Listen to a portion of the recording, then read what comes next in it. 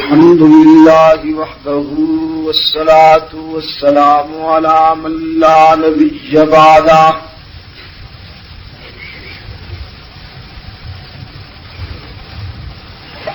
وعلى آله وأصحابه الذين أوفوا عهده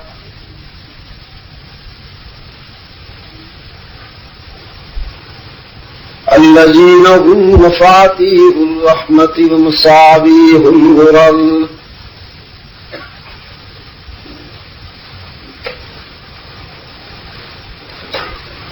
أعوذ بالله من الشيطان الرجيم بسم الله الرحمن الرحيم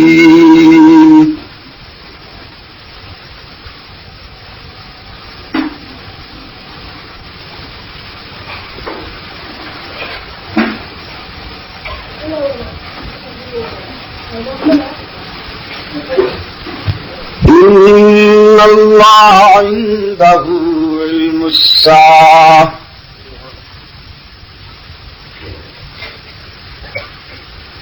وينزل الغيث ويعلم ما في الأرحام وما تدري نفس ماذا تكسب غدا وما تدري نفس بأي أرض تموت إن الله عليم خبير صدق الله مولانا العظيم. اس چیز کی آواز پیچھے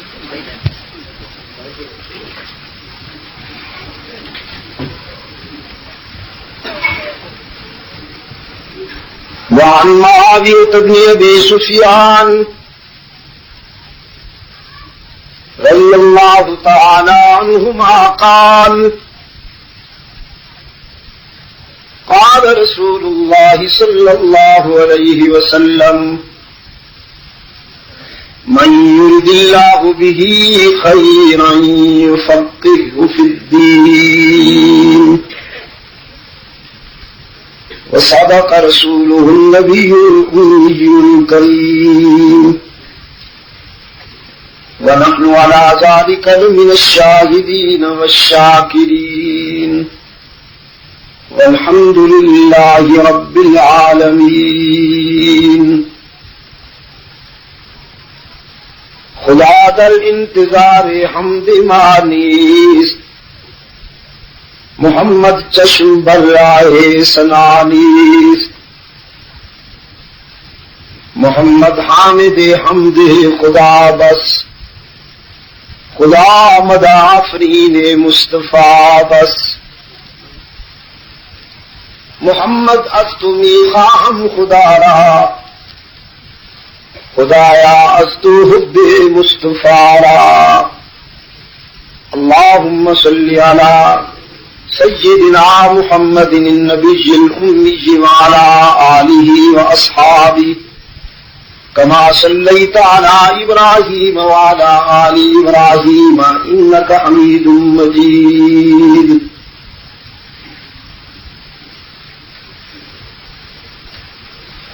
محترم بزرگوں اور عزیز دوستو، آج 27 جون 1989 ہم یہاں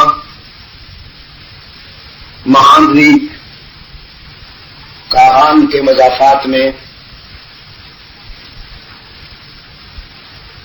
ہزارہ صوبہ سرحد پاکستان میں دعوت و تبلیغ کی نسبت سے جمع ہیں.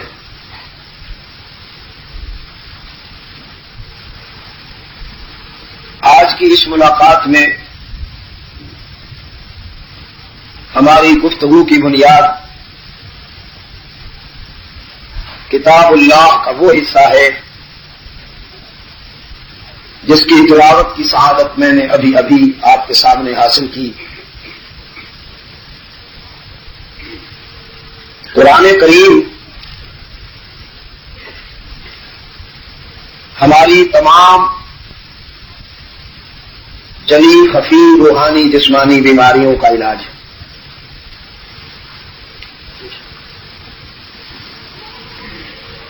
آج ہم فکر و عمل کی جن الجھنوں میں پریشان ہیں، انفرادی اور اجتماعی زندگی کے جو مسائل ہمیں درپیش ہیں،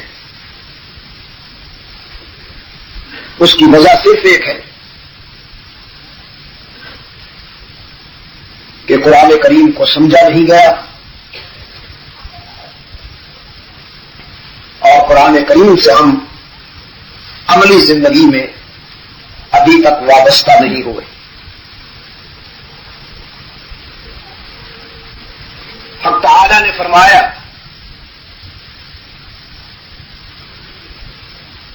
قرآن کے سوا تمہیں سچی رہنمائی کہیں نہیں مل سکے گی. ان ھذا القرآن یہدی للتی ہی اقوم.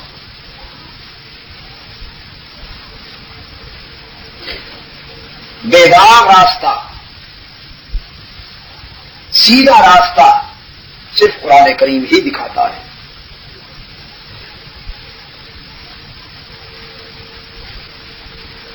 اسی سے وابستہ ہو کر کمزور طاقتور ہو جاتے ہیں اور اسی سے کٹ کر طاقتور کمزور ہو کر مٹ جاتے ہیں.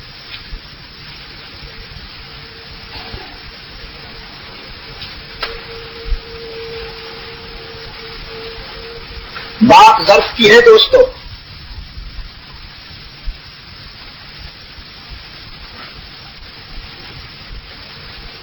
آج بہت سارے ذہنوں میں یہ سوال آتا ہے،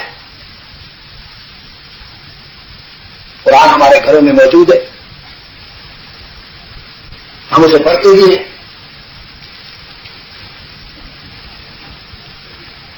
لیکن ہم میں سے کوئی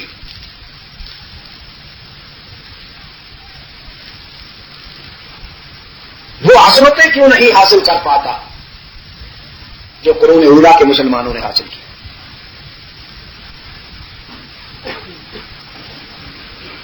اس کا صحیح جواب بالکل واضح ہے کہ قرآن کریم کا قدر کرم اپنی عالمگیر فیاضیوں کے ساتھ برس رہا ہے. اس کی حیات آفرین بوندیں مردہ گردوں کو زندگی کا پیغام دے رہی ہیں، لیکن شاید ہمارا ظرف صحیح نہیں.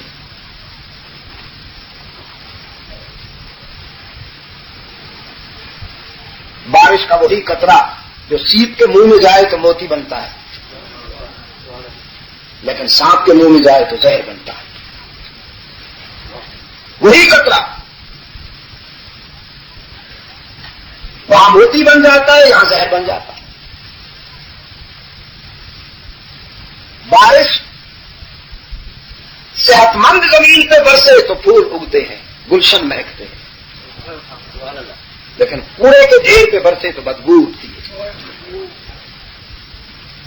یضل بہ کثیرا ویہدی بہ کثیرا.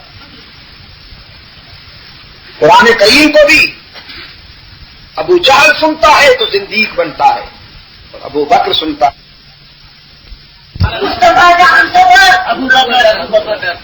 یہ ایک بات ظرف کی ہے عزیز دوستوں. یہ تو محض تبرک کی کتاب نہیں قرآن کریم کی. قرآن کریم کو محض تبرک کی کتاب نہیں کہ ہم اسے چوم لیں، آنکھوں سے لگا لیں اور پھر الماری میں سجا دیں. یہ قانونی مسودہ ہے. یہ ہماری دنیا اور عقبہ کو سنوارنے کے لیے آیا ہے. اس کے کچھ تقاضے ہیں.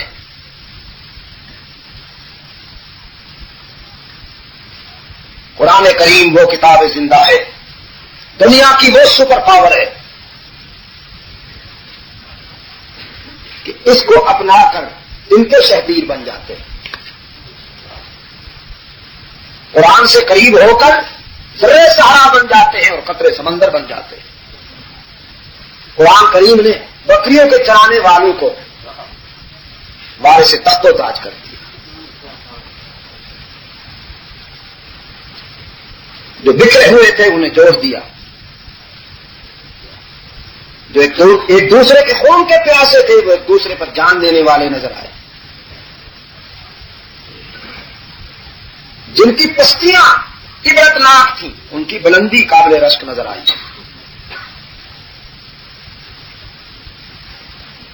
یہ وہ کتابیں زندہ ہے دوستو. 1400 سال کا سفر کر کے آپ تک پہنچی لیکن اس کی جوانی پہ ابھی تک بڑھاپا نہیں آیا. اس کا شباب جو کا توں ہے. بڑے تلخ و شیریں سے گزری ہے یہ کتاب. بڑے سرد و گرم سے گزری ہے.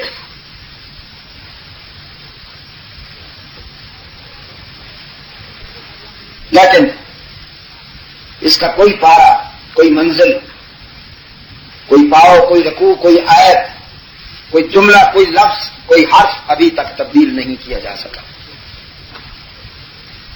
میں نے کل بھی کہا علماء کرام اور قراء حضرات اپنے دل سے یہ بات نکال دیں کہ ہم قرآن کی حفاظت کر رہے ہیں. اصل بات یہ ہے کہ قرآن ہماری حفاظت کر رہا ہے. ہمارے کردار کے بہت سارے گیپس، ہمارے کرتوت شاید اس وجہ سے معاف کیے جا رہے ہیں کہ قرآن ہم میں ابھی تک موجود ہے.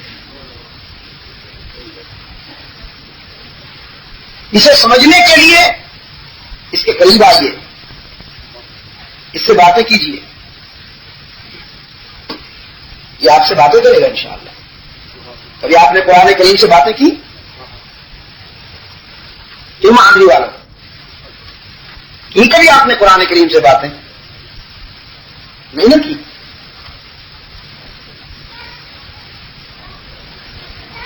اس کے قریب آئیے.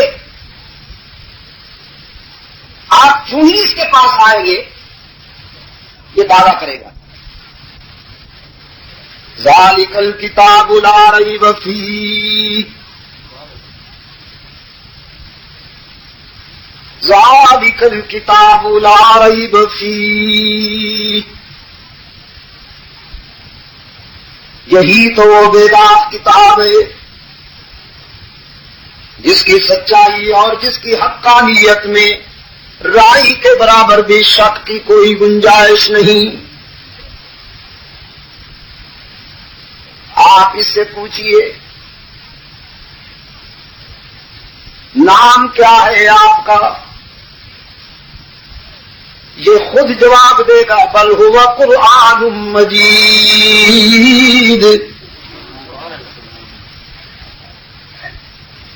بول رہا ہے کہ نہیں بول رہا؟ آپ نہ بولیے گا.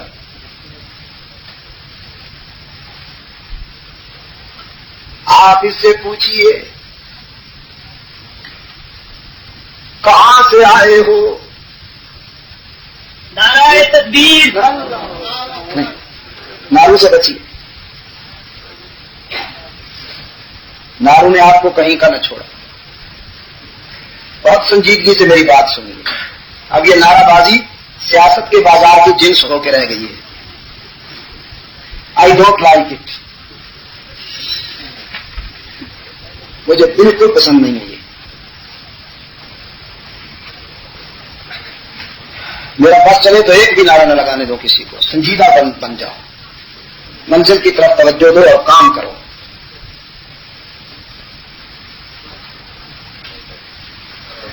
آپ اس سے پوچھیے آئے کہاں سے ہیں، قرآن کریم جواب دے گا بل ہوا قرآن مجید فی لوح محفوظ. آپ پوچھیے قرآن کریم سے آپ کا مشن کیا ہے، آپ کا ہدف کیا ہے، آپ کا پروگرام کیا ہے. قرآن جواب دے گا ھدی للمتقین، میں وفاداروں کے لیے روشنی لایا ہوں. میں اعلی نظر کے لیے اجالے لایا ہوں. آپ پوچھئے قرآن کریم سے آپ کو بھیجا کس نے ہے؟ یہ جواب دے گا تنزیل من رب العالمین.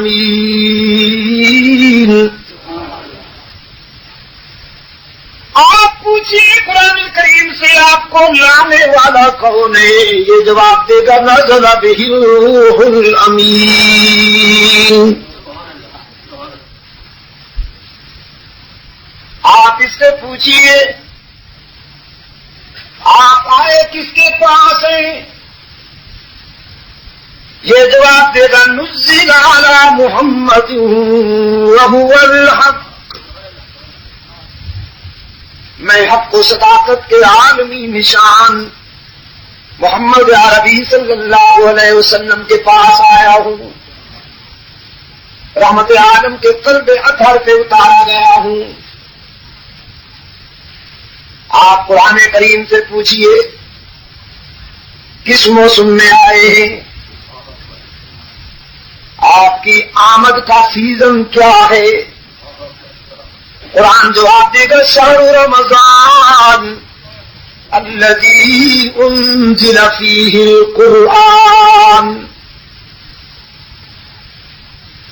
آپ پوچھئے قرآن کریم سے کس لمحے میں اتارے گئے ہو؟ کون سی رات میں آئے ہو؟ یہ جواب دے گا فی لیلۃ القدر. وما ادراک ما لیلۃ القدر لیلۃ القدر خیر من الف شہر. میں عزت والی رات میں قدر والی رات میں آیا ہوں. جس رات میں آیا اس رات کو ہزاروں راتوں سے بہتر بنا دیا. جس مہینے میں آیا اس مہینے کو سب مہینوں سے افضل بنا دیا. جس امت کے لیے آیا اس امت کو خیر الامم بنا کر ساری امتوں سے بلند کر دیا. جس رسول کے قلب اطہر پہ اترا اس رسول کو سید الانبیاء والمرسلین بنا دیا. وہ سب رسولوں میں بلند ہو گیا. جس زمانے میں قرآن آیا وہ زمانہ خیر القرون بن گیا. قرآن کہتا ہے مجھے پڑھو تو تمہیں قاری بنا دوں, مجھے یاد کرو تو تمہیں حافظ بنا دوں, میرے مفاہیم و معانی کو سمجھو تو تمہیں عالم بنا دوں, میری تفسیر بیان کرو تو تمہیں مفسر بنا دوں, میری عزت کے لیے سربکف لڑو تو تمہیں مجاہد بنا دوں, اور میری آن پر جان دے دو تو تمہیں شہید بنا دوں. یہ کتاب زندہ. قومیں ترس رہی ہیں کہ ہمیں زندگی گزارنے کا کوئی منصفانہ دستور ملے.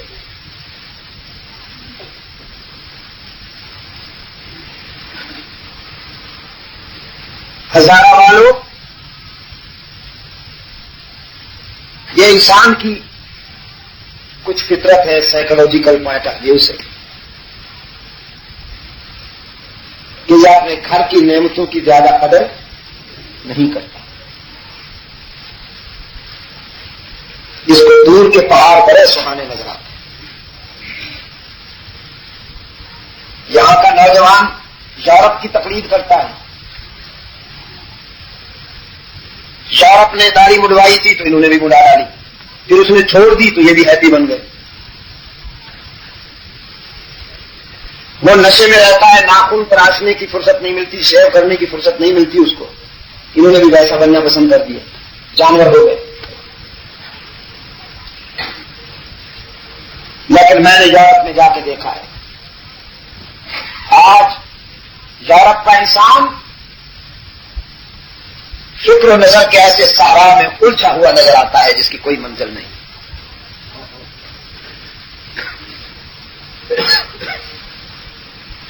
نشے کے انجیکشن لگاتا ہے. آپ نے اس کا کام آسان کر دیا ادھر سے ہیروئن بھیج کر, پاکستان والوں نے.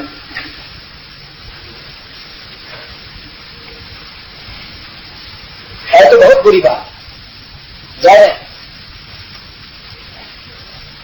لیکن لمبی کوتل کے ایک خان صاحب نے مجھ سے کان میں کہا، شاہ صاحب انگریز نے ہمارے سینے بارود کی گولیوں سے چھلنی کیے تھے، اب ہم انہیں ہیروئن کی گولیاں نہ مارے. مجھ سے فتویٰ پوچھ رہا تھا تو میں نے کہا بابا مجھے کیوں خام خواہ مفتی بناتے ہو، یہ علم تمہارے پاس ہے، خود فیصلے بھی کرو، فتوے بھی دو اور مفتی بھی بنو. نشے میں رہتے ہیں وہ، کنفیوژن ہے، الجھن ہے کہ کوئی دستور نہیں ان کے پاس. آپ اللہ کا شکر ادا کر سکتے ہیں؟ نہیں کر سکتے اللہ کا شکر ادا کہ اللہ نے آپ کو وہ دستور عطا فرمایا ہے جو 1400 سال سے انسانی برادری کی رہنمائی کر رہا ہے. قرآن آج بھی دعوت دیتا ہے، تم مجھے اپنا کے تو دیکھو، تم مجھ سے وفا کر لو، میں تمہیں بین الاقوامی برادری میں وہ سربلندی عطا کروں گا کہ ناقابل تسخیر ہو جاؤ گے، نہ تمہیں روس مٹا سکے گا، نہ تمہیں امریکہ مٹا سکے گا. بہت ضرورت ہے اس بات کی میرے عزیز دوستو، یہ میری تمہیدی گزارشات تھی کہ قرآن کو سمجھیے، قرآن پڑھنے اور پڑھانے والوں کے قریب آئیے، بالخصوص اپنے بچوں کو، اپنی ینگ جنریشن کو، کمنگ جنریشن کو قرآن کریم سے قریب کیجیے. یاد رکھیے اگر آپ نے اپنے بچوں کو قرآن اور سنت کا علم نہ دیا تو عیسائیت کی الغار آ رہی ہے. یہاں پر طبلہ سرنگی کے ماحول میں ٹی وی ریڈیو کے ذریعے عیسائیت کی الغار ہے، ہر گھر میں عیسائیت کی تبلیغ شروع ہے. یہ طرح کے گانے، یہ ریڈیو پہ گانا بجانا یہ تفریح نہیں ہے، ایک مشن ہے آپ کے بچوں اور آپ کے گھر سے وقار اور عزت اور غیرت کی روح ختم کرنے کے لیے. آپ سمجھتے کہ یہ تفریح ہو رہی ہے، یہ مشن کے تحت یہ سلو اینڈ سویٹ پوائزن،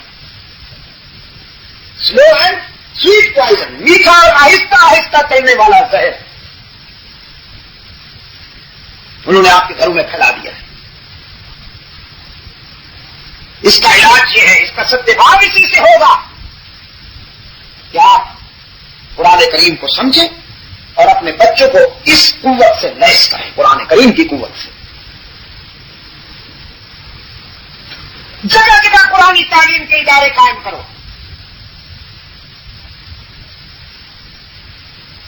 اللہ کرے کہ وہ منظر دیکھنے میں آئے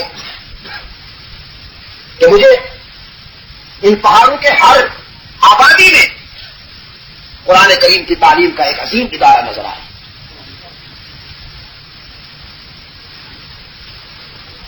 پانچ دعوے کیے ہیں قرآن کریم نے اس حصے میں جس کی تلاوت کی سعادت میں نے ابھی آپ کے سامنے حاصل کی. کتنے بولنے کی کوشش کی تھی، آواز نکلے گی، آواز نکلے گی انشاءاللہ. میری عادت ہے میں خود بولتا ہوں، چاہتا ہوں کہ میرے دوست بھی بے حس بن کر نہ بیٹھیں، بے زبان ہو کر نہ بیٹھیں، وہ بولیں تاکہ مجھے احساس ہو کہ سمجھ میں آ رہی ہے بات. پانچ دعوے کیے قرآن کریم نے.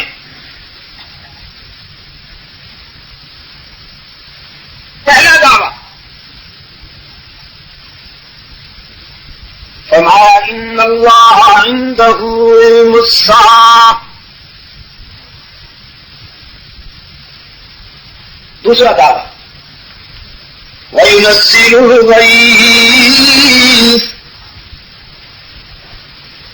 تیسرا دعویٰ وَيَعْلَمُ مَا فِي الْأَرْحَامِ. چوتھا دعویٰ وَمَا تَدْرِي نَفْسٌ مَاذَا تَكْسِبُ غَدًا. پانچواں دعویٰ وَمَا تَدْرِي نَفْسٌ بِأَيِّ أَرْضٍ تَمُوتُ.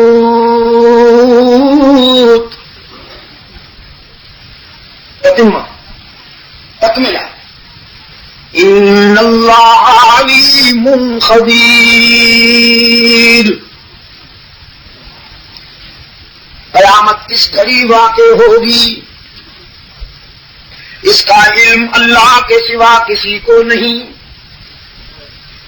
یہ راز علماء کو بھی نہیں بتایا گیا، یہ راز صحابہ کو بھی نہیں بتایا گیا، یہ راز اولیاء کرام کو بھی نہیں بتایا گیا، یہ راز نبی رسولوں کو بھی نہیں بتایا گیا. قیامت کس گھڑی واقع ہوگی فرش والوں میں سے کوئی نہیں جانتا، بس عرش والا ہی جانتا ہے. ہاں، قرب قیامت کی کچھ علامات، کچھ نشانیاں اللہ نے اپنے نبی کی زبان سے ظاہر کر دی. قرب قیامت کی علامات، سرخ آندیاں آئیں گی، تجارت میں دیانت نہیں رہے گی، تعلقات اور دوستیوں میں وفا نہیں رہے گی، جوانی میں غیرت نہیں رہے گی، بڑھاپے میں خوف خدا نہیں رہے گا، بال سفید ہو جائیں گے لیکن طبیعت ابھی تک مائل بشرارت. بابا شادی فرماتے ہیں نا، عمر برفس تو آفتاب تبوز، شیخ غراست ہنوز. زندگی کی مثال تو برف کی سل کی مانند ہے کہ وہ پگھل رہی ہے، لیکن شیخ صاحب ابھی تک غرہ ہے، مغرور ہے کہ ہم نہیں جانے والے، مریں گے تو ہمارے دشمن.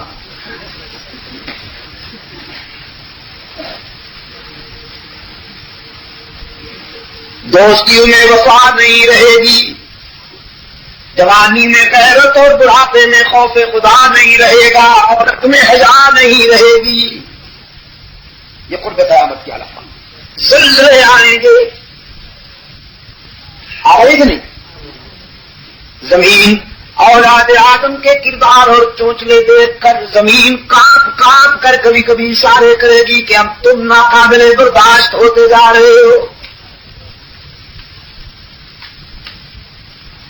قرب قیامت کی علامات میں سے ایک یہ بھی بتایا گیا کہ نئے نئے امور ظاہر ہوں گے. کیا؟ نئی باتیں، جو کام کبھی نہیں ہوا وہ ہوگا. اللہ کے رسول صلی اللہ علیہ وسلم نے فرمایا علم اٹھا لیا جائے گا. صحابہ نے عرض کیا کتابیں، کتب خانے اور لائبریریاں خالی ہو جائیں گی. فرمایا نہیں، کتابیں بڑھ جائیں گی، لائبریریاں بڑھ جائیں گی، لیکن قرآن و سنت کے علوم کو سمجھنے والے وہ علماء اٹھا لیے جائیں گے جن کا سینہ علم دین کا خزینہ ہوگا.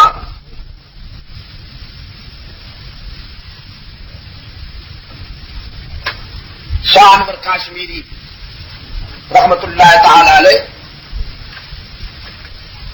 دارالعلوم دیوبند کے کتب خانے کے سامنے ایک مرتبہ کھڑے تھے. دارالعلوم دیوبند کا کتب خانہ دنیا کے ان چند کہنے لگے عربی تو ہم ہیں، عربی زبان ہماری گھٹی میں پلائی گئی، مادری زبان ہے ہماری، لیکن محمد یوسف وہ شخص ہے کہ ہمارے بولنے سے اتنی فصاحت نہیں ٹپکتی جتنی اس کی خاموشی سے فصاحت ٹپکتی. ان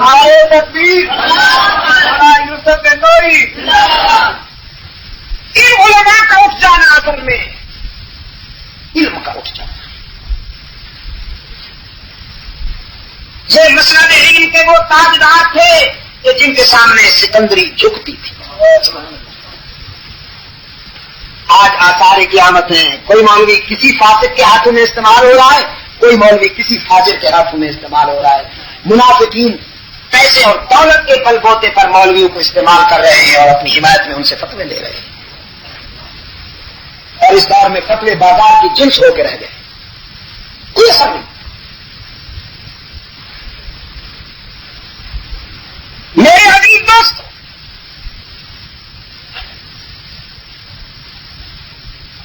علامات قیامت تو بتائی گئی، قرب قیامت کی کچھ علامتیں اور نشانیاں تو اللہ کے رسول صلی اللہ علیہ وسلم کی زبان سے بیان کی گئی، لیکن قیامت اس گھڑی واقع ہوگی یہ راز کسی کو نہیں بتایا گیا۔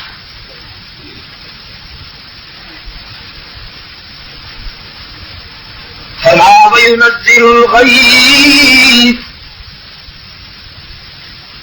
پوری کائنات میں بارش کب کہاں اور کتنی مقدار میں آنے والی ہے یہ راز بھی کوئی نہیں جانتا، علماء بھی نہیں جانتے، دانشور بھی نہیں جانتے، اسکالرز بھی نہیں جانتے، سائنسدان بھی، یہ بھی سائنسی آلات کے ذریعے بعض علاقوں میں ہواؤں کا رخ دیکھ کر تکا مارتے ہیں، کبھی لگ جاتا ہے کبھی نہیں لگتا۔ یہ تو مقال ہے نا یہاں والے۔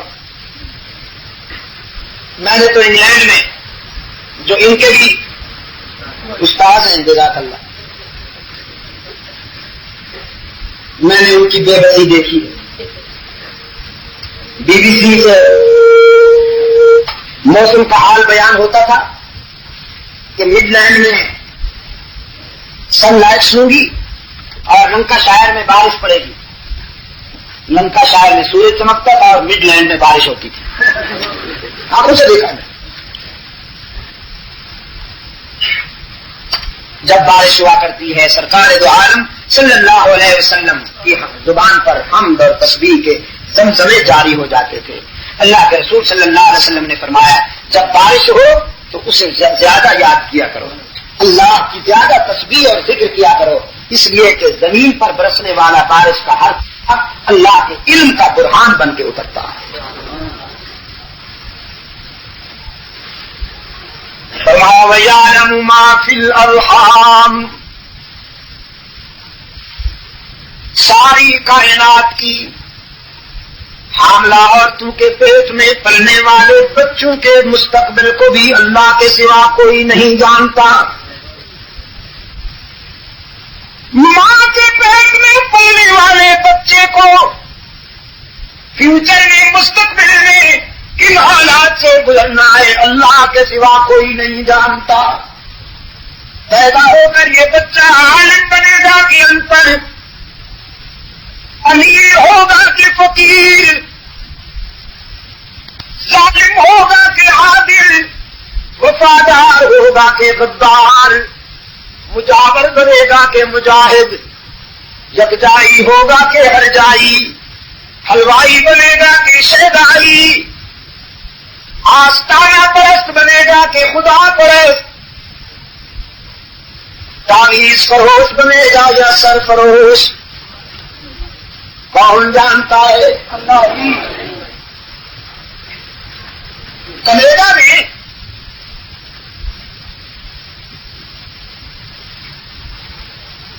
چرچ بھی آیا ہوا تھا ہماری کانفرنس میں، پادری بھی آئے ہوئے تھے، یہاں تو اپنے دوستوں میں بیٹھ کر بول رہا ہوں، لیکن وہاں عجیب کیفیت ہوتی ہے جب میرے حریف بھی بیٹھے ہوتے ہیں، جب میرے فکر کے مخالف بھی بیٹھے ہوتے ہیں، وہاں کیفیت بہت عجیب ہوتی ہے۔ یہ تو ہم گھر کی باتیں گھر میں بیٹھ کے کر رہے ہیں نا۔ ایک پادری نے کھڑے ہو کر کوشچن کیا تھا کہ قرآن کریم نے دعویٰ کیا تھا کہ ماں کے پیٹ میں بچے کی جنس کو کوئی نہیں جانتا، جبکہ جدید سائنس نے، جدید طبی تحقیقات نے یہ نقطہ حل کر دیا ہے، بفور ڈلیوری ایکس رے کے ذریعے وہ بچے کی سیکس معلوم کر لیتے ہیں، جنس معلوم کر لیتے ہیں۔ تو کیا قرآن کا یہ دعویٰ غلط ثابت نہیں ہوا؟ وہ یہ سوال کر کے بیٹھے۔ آپ بھی غور سے سنیے، بالخصوص ہمارے جدید تعلیم یافتہ ذہنوں میں کبھی کبھی یہ سوال آتا ہے. یہ میں تسلیم کرتا ہوں کہ جدید طبی تحقیقات میں یہ معلوم کر لیا جاتا ہے ایکس رے کے ذریعے. بچے کی پیدائش سے قبل ڈاکٹر بتا دیتے ہیں کہ یہ لڑکی ہے یا لڑکا ہے. یہ بات ہے، میں تسلیم کرتا ہوں. لیکن میں نے جو اس کو جواب دیا وہ آپ بھی سنیں. میں نے اس سے کہا کہ قرآن کریم نے یہ دعویٰ نہیں کیا کہ ماں کے پیٹ میں بچے کی جنس کو اللہ کے سوا کوئی نہیں جانتا. قرآن کا دعویٰ یہ ہے وَيَعْلَمُ مَا فِي الْأَرْحَامِ، اور وہی جانتا ہے جو کچھ کے رحموں میں ہے، جو کچھ کے رحموں میں ہے. تو اس ماں کا جو اشارہ ہے وہ اس بچے کی زندگی کے تمام پہلوؤں سے ہے. جیسا کہ میں نے ابھی کہا کہ وہ پیدا ہو کر کیا بننے والا ہے، مستقبل میں اسے کن حالات سے گزرنا ہے، اس کے مقدر میں کیا کیا لکھا ہے، اس کے نصیبے میں کیا کیا لکھا ہے. یہ ساری جزیات اور تفصیلات اللہ کے سوا کوئی نہیں جانتا. لیکن اگر تم یہ اصرار کرتے ہو کہ بعض مفسرین نے بعض تفاسیر میں یہ تخصیص کر دی گئی ہے کہ بچے کی جنس کو بھی اللہ کے سوا کوئی نہیں جانتا، تو میں اس سے بھی فرار اختیار نہیں کرتا ہوں. میں یہاں بھی قائم ہوں کہ بعض مفسرین نے یہ لکھا ہے کہ بچے کی جنس کو اللہ کے سوا کوئی نہیں جانتا کہ یہ لڑکی ہے یا لڑکا ہے. تو قرآن کا دعویٰ یہ ہے وَيَعْلَمُ مَا فِي الْأَرْحَامِ، پوری کائنات میں جتنی مائیں حاملہ ہیں، جتنے ارحام میں جنین پل رہے ہیں، بشک وقت ان تمام کی جنس کو اللہ کے سوا کوئی نہیں جانتا. ڈاکٹر تو اس کیس کے متعلق کچھ بتا سکے گا نا جو کیس وہ ہینڈل کرے، اسی کیس کے متعلق وہ بتا سکتا ہے. اگر دنیا میں کوئی ایسی مشین ایجاد ہو گئی ہے کہ بٹن دبانے سے ساری کائنات کی ماؤں کے پیٹ میں پلنے والے بچوں کی جنس معلوم ہو جاتی ہے، تو تم بتاؤ، پھر ہم سوچیں گے کہ قرآن کا دعویٰ سچا ہے یا غلط. ایسی کوئی جنس، ایسی کوئی مشین، ایسا کوئی دعویٰ کسی ڈاکٹر نے کیا ہے کہ اس کے پاس کوئی ایسی مشین ہے کہ وہ بٹن دبائے تو پوری کائنات کی ماؤں کے پیٹ میں پلنے والے بچوں کی جنس معلوم ہو جاتی ہے؟ اس نے کہا نہیں. تو میں نے کہا قرآن کا دعویٰ یہ ہے کہ ایک ہی وقت میں ساری کائنات کی جتنی مائیں حاملہ ہیں ان کے پیٹ میں پڑنے والے بچوں کی جنس کو اللہ کے سوا کوئی نہیں جانتا. صرف انسان نہیں، جانوروں کی. وَيَعْلَمُ مَا فِي الْأَرْحَامِ، جانوروں، مچھلیوں، مویشیوں، بہائم، پرندوں اور پرندوں تک کے ارحام میں جو جنس پڑ رہی ہے ان کو اللہ کے سوا کوئی نہیں جانتا. تو پھر قرآن کا دعویٰ کہاں مشکوک ہوا ہے؟ جدید سائنس کی تحقیقات میں تو قرآن کا دعویٰ اور پختہ اور سچا ثابت ہو گیا ہے. تو اس نے کھڑے ہو کے کہا کہ آئی ایم سیٹسفائی، میں مطمئن ہوں. میں نے کہا تو مطمئن نہ ہو تو بھی کوئی فرق نہیں پڑتا. یہ صدیوں فلاسفہ کی چنا اور چنی رہی، لیکن خدا کی بات جہاں تھی وہی رہی اور وہی رہے. فرمایا وَيَعْلَمُ مَا فِي الْأَرْحَامِ، بات سمجھ میں آئی؟ وَيَعْلَمُ مَا فِي الْأَرْحَامِ. چوتھا دعویٰ کیا قرآن کریم نے وَمَا تَدْرِي نَفْسٌ مَاذَا تَكْسِبُ غَدًا، یہ بھی کوئی نہیں جانتا کہ کل اس کے ہاتھوں سے کیا ہونے والا ہے. کل کی باتیں جاننے والا اللہ کے سوا کوئی نہیں. اللہ کے رسول صلی اللہ علیہ وسلم نے مشرکوں کے سوالوں کا جواب دینے کے لیے کل کا وعدہ کیا تھا، لیکن انشاءاللہ نہ کہہ سکے، وہی بند ہو گئی. رحمت عالم صلی اللہ علیہ وسلم کئی راتیں اور دن روتے رہے، وہی کا سلسلہ بند ہو گیا. دشمن نے تانے دیے، ابو جان نے تانا زنی کی.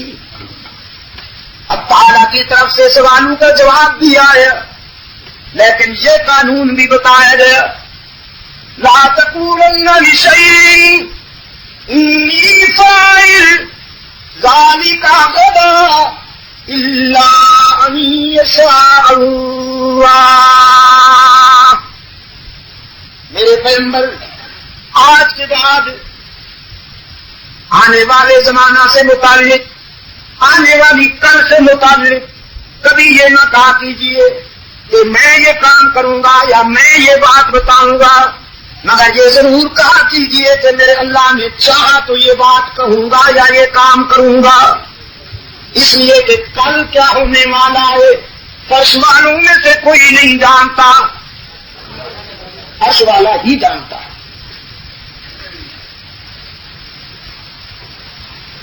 نجد کے علاقہ سے بنو سلیم کا ایک وقت آیا تھا اللہ کے رسول صلی اللہ علیہ وسلم کی خدمت میں، کہنے لگے ہم جہالت کے اندھیروں میں جی رہے ہیں، ہم چاہتے ہیں کہ اسلام کی روشنی ہمارے گھروں میں بھی پہنچے، آپ مہربانی کیجیے صحابہ کرام کا ایک تبلیغی جماعت ہمارے ہاں بھیجیے جو تعداد میں زیادہ ہو ذرا، تاکہ کم وقت میں زیادہ علاقے میں کام ہو سکے اور اسلام کی دعوت و تبلیغ کے نتیجے میں ہمیں بھی ایمان اور اسلام کی روشنی نصیب ہو جائے۔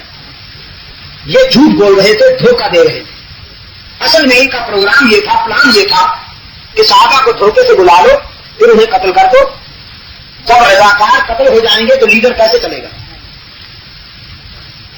ان کو بھیجا تھا عامر بن طفیل نے، یہ عامر بن طفیل علاقہ نجد کا ایک لیڈر تھا، 90 سال کا بوڑھا، اسے شوق تھا کنگ آف دی عرب بننے کا، عرب کی بادشاہی کے خواب دیکھ رہا تھا۔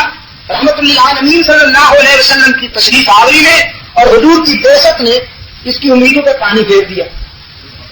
باغ بن اشرف کی طرح یہ بھی مایوس ہوا، پہلے یہ آیا اللہ کے رسول کی خدمت میں، کہنے لگا میں قبائلی علاقوں کا سردار ہوں، قبائلی علاقے کا قبائل کا سردار ہوں، میں آپ سے سلو کرنے کے لیے آیا ہوں، اور سلو کی شرائط یہ ہے، کمپرومائزنگ فارمولا یہ ہے کہ شہروں میں میری حکومت ہوگی، دیہاتوں میں آپ کی، شہروں میں میں بادشاہ بنوں گا اور دیہات میں آپ رہیں گے، غنائم مشورے سے تقسیم ہوا کریں گے، اور آپ مجھے اپنا ولی عہد بھی نامزد کر دیں کہ آپ جب فوت ہو گئے تو آپ کے بعد میں بادشاہ بنوں گا۔ 90 سال کا بوڑھا ولی عہد بننا چاہتا، یہ کرسی کا جنون بھی عجیب مصیبت ہے، آدھا پاگل کر دیتا ہے آدمی، ادر وائز دھمکی بھی اس نے، کہنے لگا اگر آپ نے ان شرائط کے تحت مجھ سے سلو نہ کی تو پھر میں قبائلی آدم خوروں کا لشکر لے کے آؤں گا، آپ کو چین سے نہیں بیٹھنے دوں گا، اڑا کے رکھ دوں گا۔ ہم بڑے برے لوگ ہیں، آپ نے ہماری دشمنیاں نہیں دیکھی۔ رحمت عالم صلی اللہ علیہ وسلم نے اس بوڑھے کی تمام دھمکی سنی تو مسکرا دیے، فرمایا عامر، مسٹر عامر، میں بادشاہیاں تقسیم کرنے کے لیے نہیں آیا، میں تو مظلوموں کے آنسو پوچھنے کے لیے آیا، تو نے مجھے پہچانا ہی نہیں، میں اللہ کی زمین پر اللہ کے قانون کے نفاذ کے لیے آیا ہوں، میں پتھر کوٹنے والوں کو بلند کرنے آیا ہوں، میں ظلم و ستم کی چکی میں پسنے والے کمزور و ناتوان انسانوں کو طاقتور بنانے آیا ہوں،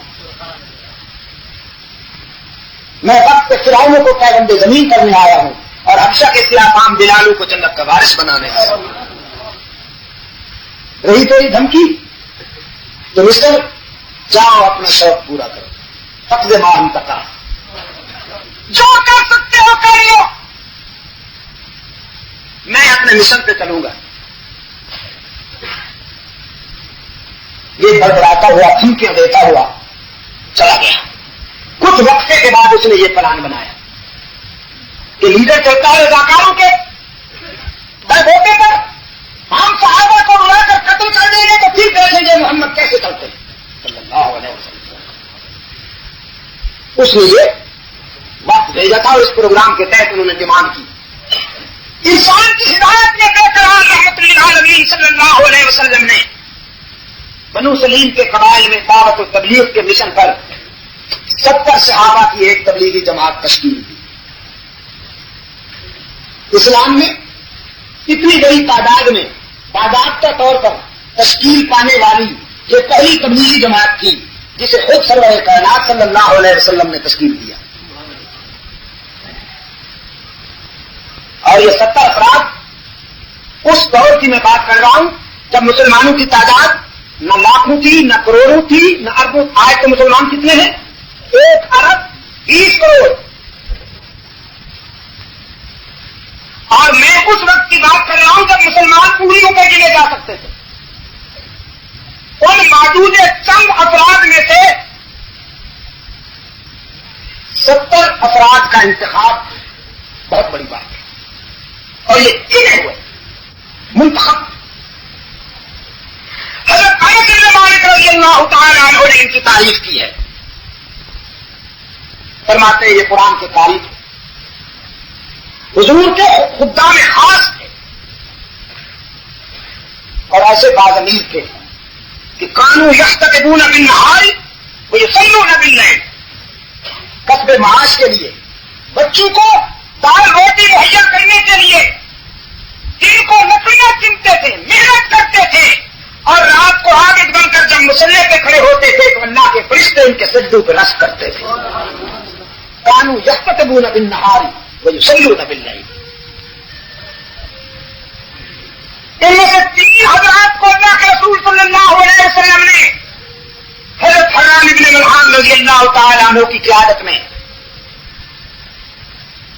یہ گھڑی بدل دیجیے, یہ چرچ کے لیے گھنٹہ بجا رہی ہے نا, یہ چرچ کے لیے. مسجد میں ایسی گھڑی ہونی چاہیے جس میں سانس نہیں ہونا چاہیے. تھک بس تھک کی آواز تو آ جائے, لیکن یہ نہیں. دیکھا, یہ دیکھا, وہ جیسے گھنٹہ بجاتے ہیں نا, یہ وہی ہے. اتنی نفاست سے انہوں نے, کم بختوں نے, ہمارے گھروں میں ہماری مسجدوں میں اپنی آواز پہنچائی ہے کہ آپ سمجھ نہیں سکتے. میں نے فرانس میں ایک مسجد کا فاؤنڈیشن کیا تھا, مسجد فاروق اعظم. وہ جب تیار ہوئی تو پھر اس کی اوپننگ کے لیے انہوں نے مجھے بلایا.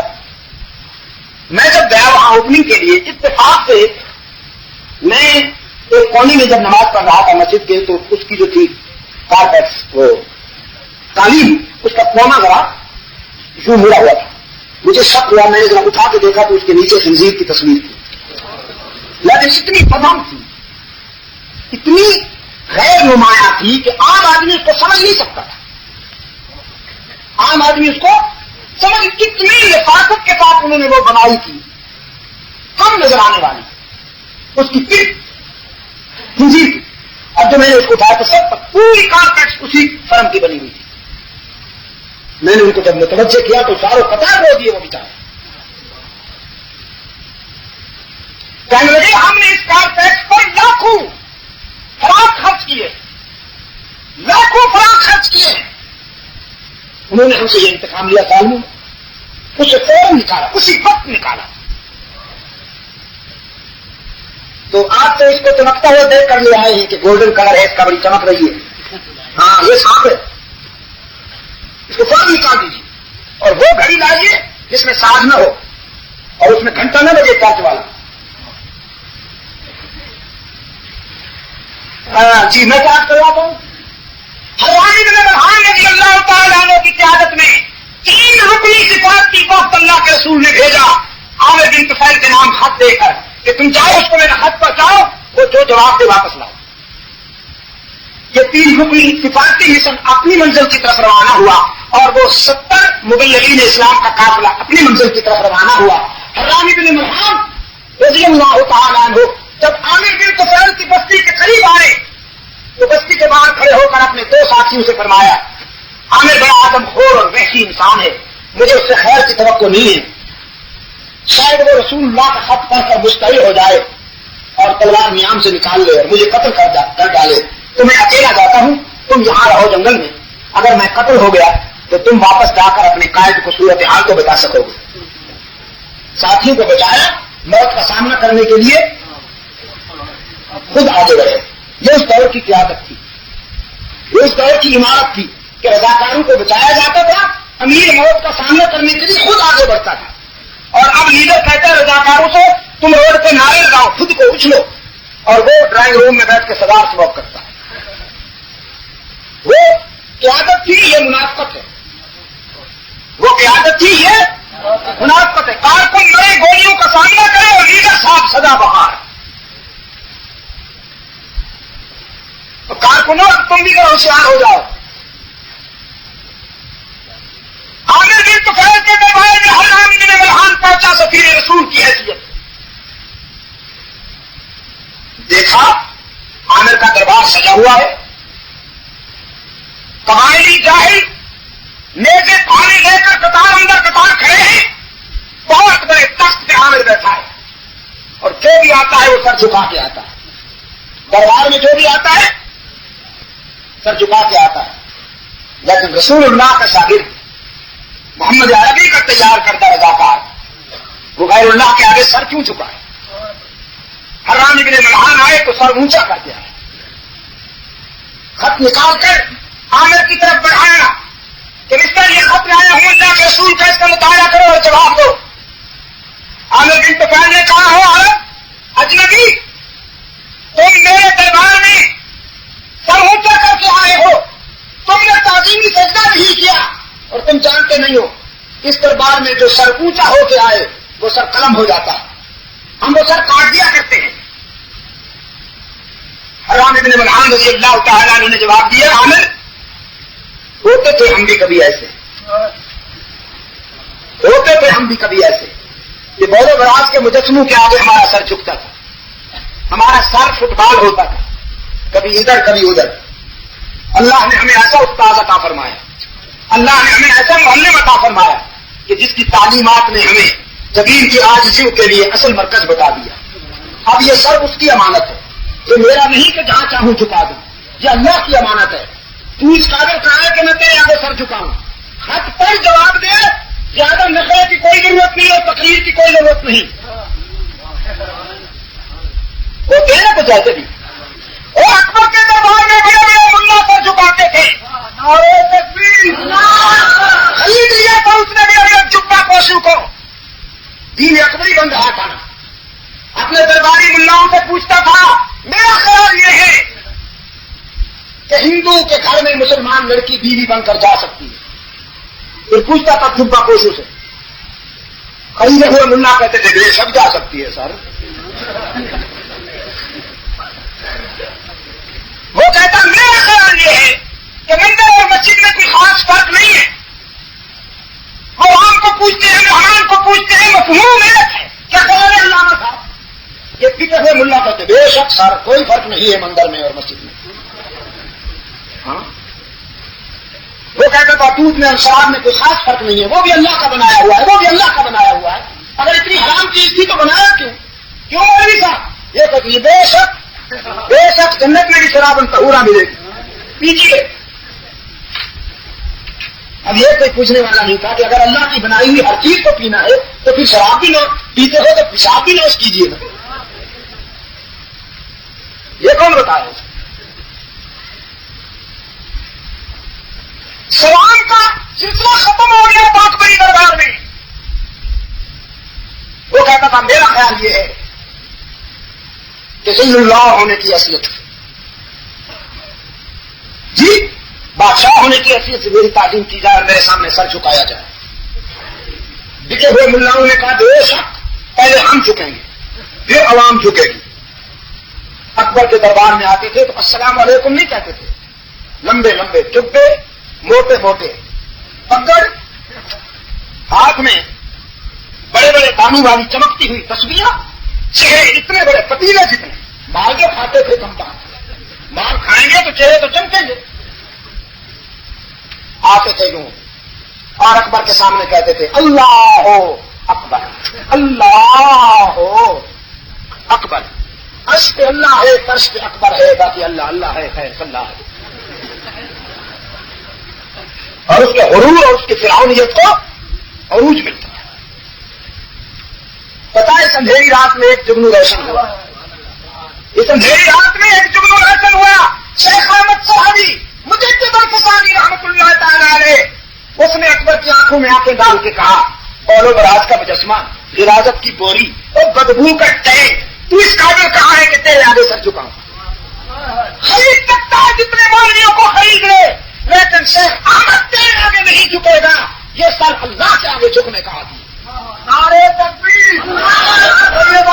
مجید نبی احمد تو حمید رحمت اللہ علیہ کو جیل میں ڈال دیا گیا، اسے دیوارے زندہ پہنچا دیا گیا۔ جہاں بھی آیا ایک دن درباری ملاؤں میں بیٹھ کر کہنے لگا یار ایک مولوی کو ہم نہ چھپا سکے، تاریخ میں تو ہم کمزور ترین حاکم تسلیم کیے جائیں گے، لوگ کیا کہیں گے اتنا بڑا بادشاہ ایک مولوی کو نہ چھپا سکا، اور تمہیں جو مال کھلایا جا رہا ہے تم کوئی تجویز کیوں نہیں دیتے ہو کہ اس مولوی کو ہم چھپا سکیں؟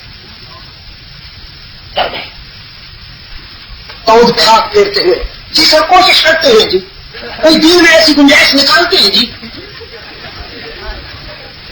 تو دین میں ایسی گنجائش نکالتے ہیں کہ آپ کا حق نمک ادا کر سکے جی۔ یہ جنس ہر دور میں ہوتی ہے، یہ جنس ہر دور میں ہوتی ہے، لمبی لمبی داڑیوں کے آڑ میں چھپے ہوئے شیطان۔ انہوں نے پرپوزل دیا، تجویز دی کہ سر تجویز آئی ہے، روحانی تجویز ہے، نازل ہوئی ہے، آپ ایسا کریں اپنے دربار کے سامنے ایک دیوار بنا لیں، اس کو دیوار کے نچلے حصے میں کھڑکی بنائیں، دیوار کے تحتانی حصے میں ونڈو بنائیں، اور مجدد کو اس ونڈو سے گزاریں، اپنے دربار میں بلائیں، اس ونڈو سے گزرے گا نا تو بس ذرا گزرے صحیح، ہم فتویٰ دے دیں گے کہ سجدہ ہو گیا، فتویٰ تیار ہے، فتویٰ تیار ہے، اس ونڈو سے جب گزرے گا تو آخر سر جھکا کے گزرے گا نا، ہم فتویٰ دے دیں گے سجدہ ہو گیا۔ بڑا خوش ہوا، کہنے لگا واہ واہ واہ صاحب تم تو مفتی اعظم ہوئے، حق ادا کر دیا تم نے نمک کا، شاباش، حکم دیا جلدی سے دیوار بناؤ، ونڈو بناؤ، دیوار بن گئی، ونڈو بن گئی، مجدد الفسانی کو جیل کی چار دیواری سے ہتکڑیوں کی چھنکار میں پکڑ کے لایا گیا۔ اقبال کہتا ہے گردن میں جھکی جس کی جہانگیر کے آگے، اللہ نے پرفیکٹ کیا جس کو خبردار، سامنے آئے دیوار کو دیکھا تو سارا پلان سمجھ گئے، سر گزارنے کے بجائے بیٹھ کر پہلے دونوں پاؤں گزارے،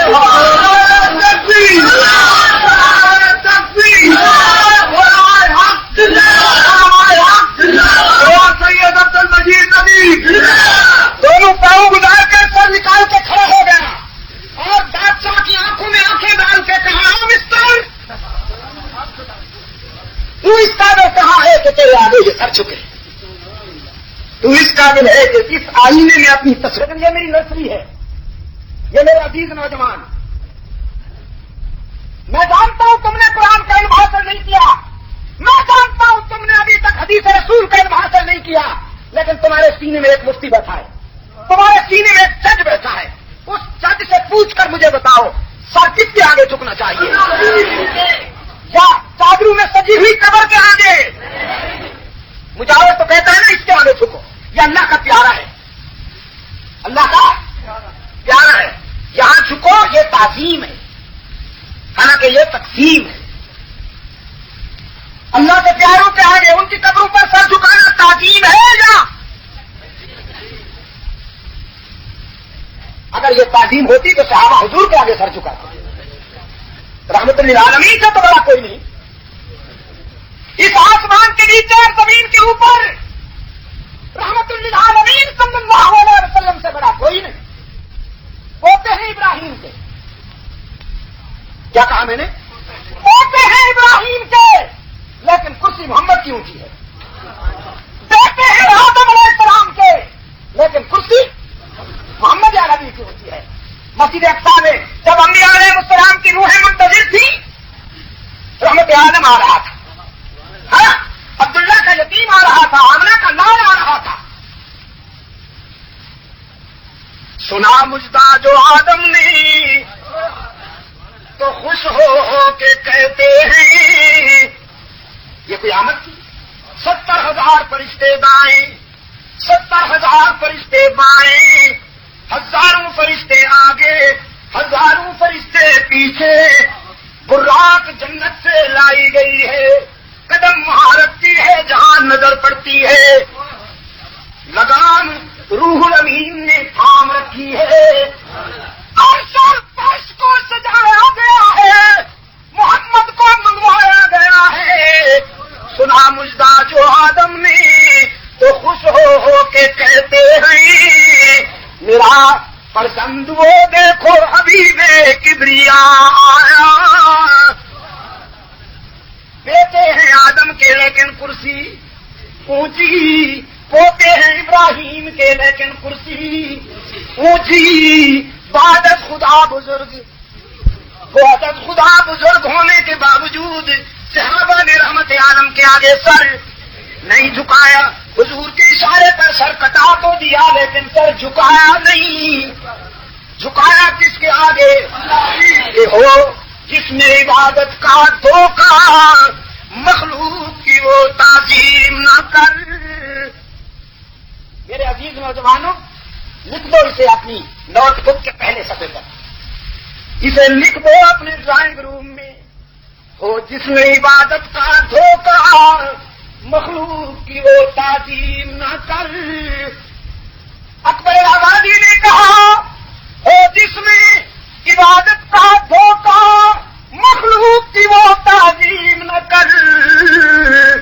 جو خاص خدا کا حصہ ہے، بندوں میں اسے تقسیم نہ کر۔ سجدہ کس کا حق ہے؟ ضرب نہیں لگ رہی؟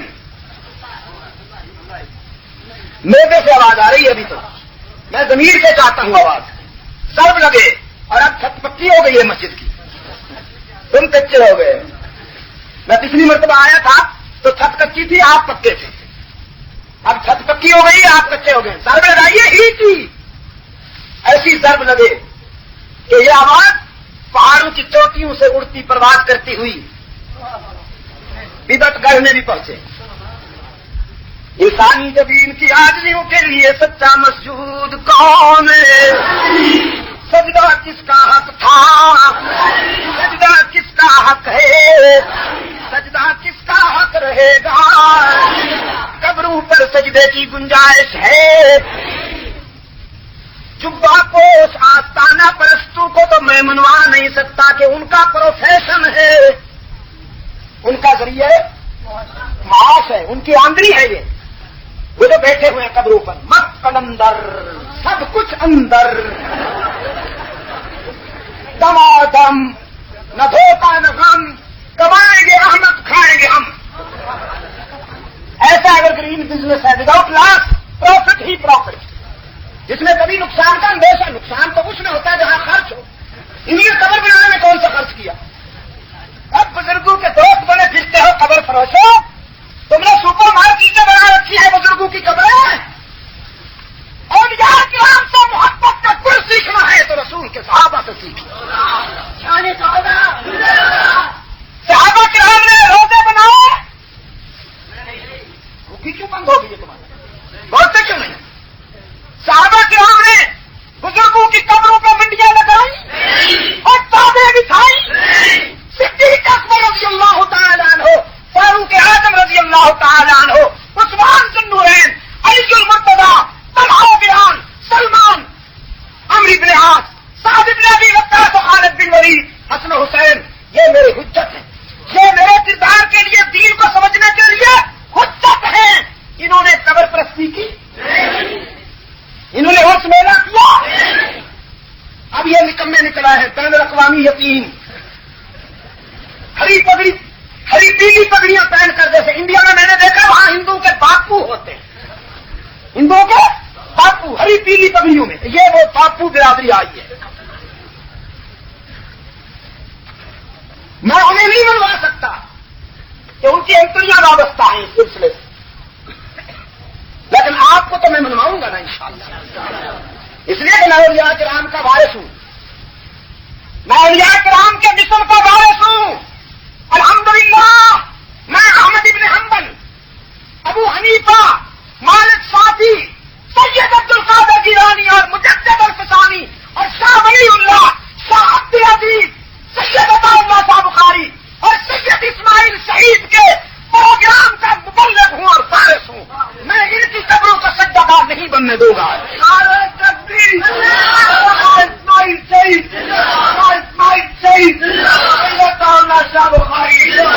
سجدہ کس کا حق ہے؟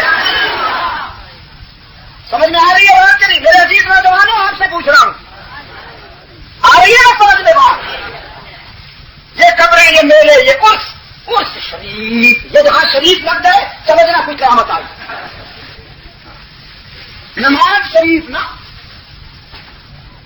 نماز شریف نہیں، ظہر شریف نہیں، عصر شریف نہیں، مغرب شریف نہیں، عشاء شریف نہیں، روزہ شریف نہیں، حج شریف نہیں، زکات شریف نہیں، لیکن عرس شریف، فلانا شریف، یہ جس کے ساتھ شریف لگ جائے سمجھنا شرک آیا. جی میں کس کا نام لوں؟ بہت سارے شریف ہیں، بہت سارے شریف ہیں، کس کا نام لوں بھائی؟ ڈیٹیل میں جاؤں تو پھر آپ جینے بڑے نازک ہیں احساس کے کہیں ریزہ ریزہ نہ ہو جائیں. مرا کر دیش تندر دل اگر گویم زباں سوزت وگر دم درکشم ترسم کے مغزے استخاں سوزت. بہت ساری باتیں ناگفتنی ہیں، ناگفتہ رکھنے پر مجبور ہوں. گفتنی ہے لیکن ناگفتہ رکھنے پر مجبور ہوں. یہ تھوڑا سا تاثر ہضم نہیں ہوتا، سب کچھ کہہ دو تو کہاں ہضم ہوگا. میدے بڑے کمزور ہیں میرے دوستوں کے.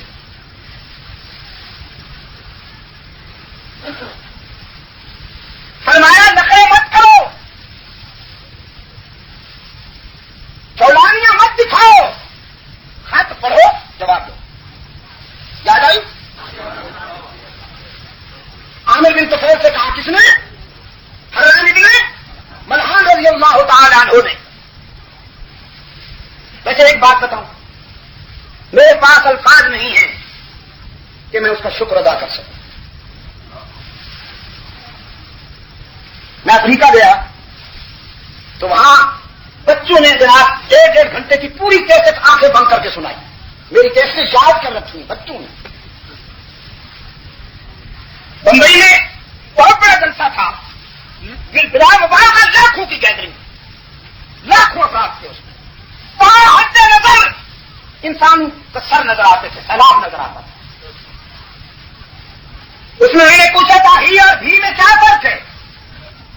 ایک بچہ دور کھڑا ہو گیا، میں نے اس کو قریب بلا لیا اسٹیج پہ. میں سمجھ گیا کہ اس نے میری کیسٹ یاد کی ہوئی ہے. چھوٹا بچہ تھا 10-12 سال کا. اب میں نے اس کو مائک کے سامنے کھڑا کر دیا. وہ کہنے لگا ہی اور بھی میں وہی فرق ہے جو منقوہا اور بازاری میں ہوتا ہے. منقوہا جب نکاح کے بندھن میں کسی ایک کی بنتی ہے تو ہونے والے خامن سے کہتی ہے تیری ہی ہوں. بازار میں بیٹھی ہوئی بد نصیب وہ غلاظت کا مجسمہ ہر گاہک سے کہتی ہے تیری بھی ہوں. تو موحد اور مشرک میں یہی فرق ہے کہ موحد یکجائی ہوتا ہے اور مشرک ہرجائی ہوتا ہے. آپ میں سے ہی والے کتنے ہیں اور بھی والے کتنے ہیں؟ ہاتھ اٹھائیں تو بھی والے ہیں.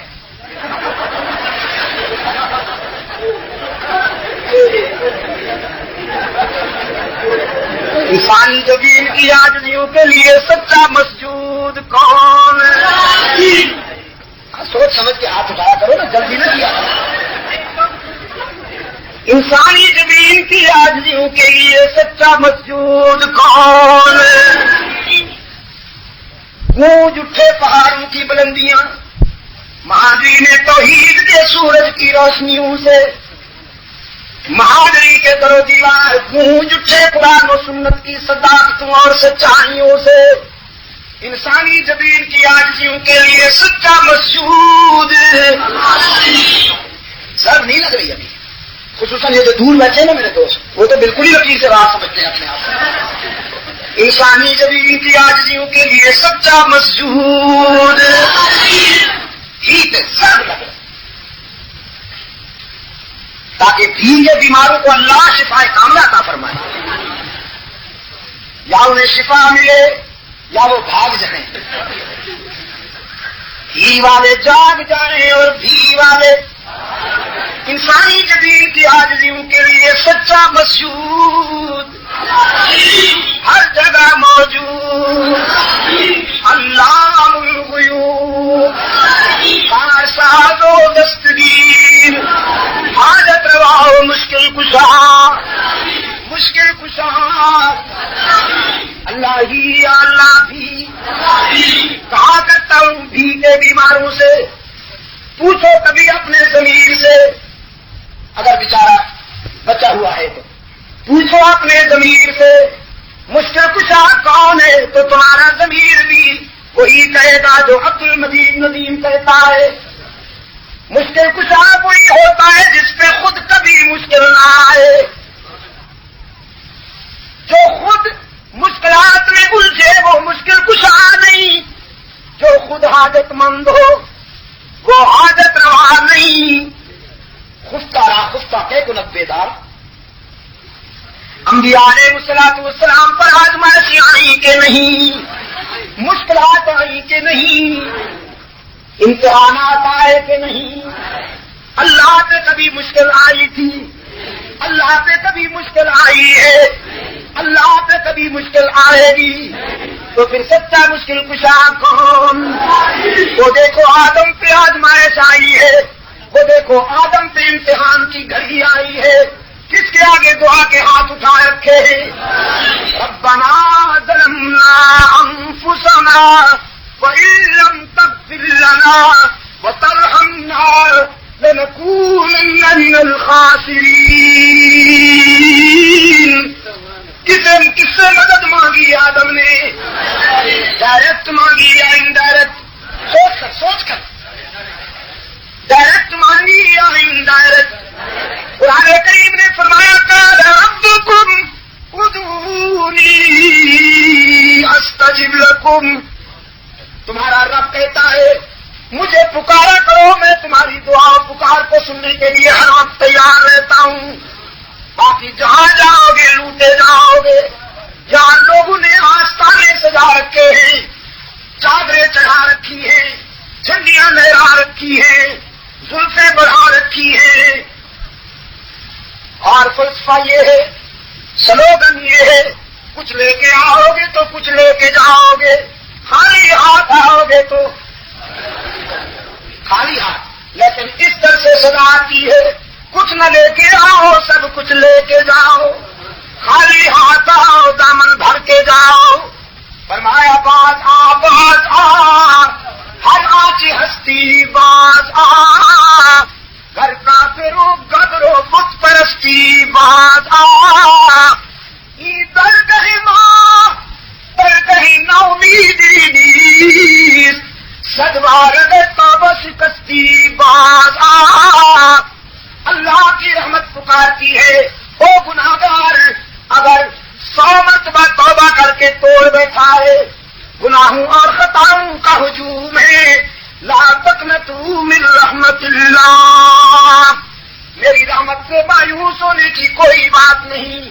ایک مرتبہ پھر میرے در پہ آ کے دیکھ، زمین نیاز جھکا کے دیکھ، طلب کا دامن پھیلا کے دیکھ، ندامت کے آنسو بہا کے دیکھ، میرے فضل و کرم کو آزما کے دیکھ، تیرے آنے میں دیر ہے، میرے راضی ہونے میں دیر نہیں ہوگی۔ جو کچھ بھی نہیں لیتا سب کچھ دیتا ہے وہ کون ہے؟ ڈائریکٹ سنتا ہے یا انڈائریکٹ؟ مجاور کہتا نہیں، انڈائریکٹ انڈائریکٹ مجاور۔ دیکھو نا جی، اگر لوگ ڈائریکٹ اللہ سے رابطہ قائم کر لیں، ڈائریکٹ اللہ کو پکارنے لگے تو اس کی دکان تو اجڑ جائے گی، اسے کون پوچھتا ہے؟ اس کو نذرانے کہاں سے ملیں گے؟ میں نے افریقہ کے ایک نامسلم سے پوچھا تمہیں اسلام کی کس ادا نے متاثر کیا؟ کہنے لگا اسلام کی مجھے ساری ادائیں پسند آئی، لیکن مجھے جس ادا نے متاثر کیا وہ یہ تھی کہ اسلام میں اللہ سے رابطہ قائم کرنے کے لیے تنکوں کے سہاروں کی ضرورت نہیں پڑتی۔ کہنے لگا جب ہم پادری تھے، جب ہم عیسائی تھے تو چرچ کا پادری کہتا تھا تم گناہگار ہو، تم خطاکار ہو، اللہ تمہاری نہیں سنتا، ہم مقدس لوگ ہیں، ہم ہر وقت کلیسا میں بیٹھے رہتے ہیں، تم ہمیں خوش کرو ہم اللہ کو خوش کریں گے، تم ہمیں خوش کرو ہم۔ اس نے کہا بس تو پھر انسان کو خوش کرنا تو ایک درد سر، ایک پرماننٹ کنٹینیوس ہیبٹ، ہم پھر ان کو خوش کرنے میں لگے رہتے تھے۔ یہ تو اتفاق سے یہاں تبلیغی جماعت آئی، ان میں سے ایک مجاہد کے پاس انگلش ترجمے والا قرآن تھا، اس نے جب میرے سامنے قرآن رکھا تو قرآن کہہ رہا تھا ادعونی استجب لکم، تم مجھے براہ راست پکارو، جب کوئی تمہاری سننے والا نہیں ہوتا تو اس وقت میں سنتا ہوں۔ جب ساری دنیا کی عدالتوں کے دروازے بند ہو جاتے ہیں اس وقت میری عدالت کا دروازہ کھل جاتا ہے. لیکن مجاور یہ آستانے پہ بیٹھی ہوئی یہ جنس کیا کہتی ہے؟ ڈائریکٹ نہیں سنتا. وہ مکان پر سینے کے بغیر آدمی نہیں کر سکتا تو اللہ کو ایسے ملو گے. یہ خود زینا بنتے ہیں جی. اللہ کو ایس پی بنا رکھے ہیں, خود ہیڈ کلرک بنے بیٹھے. ڈائریکٹ نہیں سنتا, انڈائریکٹ. یہ ہے مصیبت ساری, انڈائریکٹ. تو اب آپ سے پوچھ رہا ہوں, بغیر کچھ لیے سب کچھ دینے والا کون؟ سب کی دعا پکار سننے والا کون؟ حرام ابن ملحان رضی اللہ تعالیٰ عنہ نے عامر بن طفیل کی آنکھوں میں آنکھیں ڈال کے کہا, روب نہ جماؤ, نخرے نہ کرو. خط لایا ہوں, پڑھو, جواب دو, میں سفیر ہوں.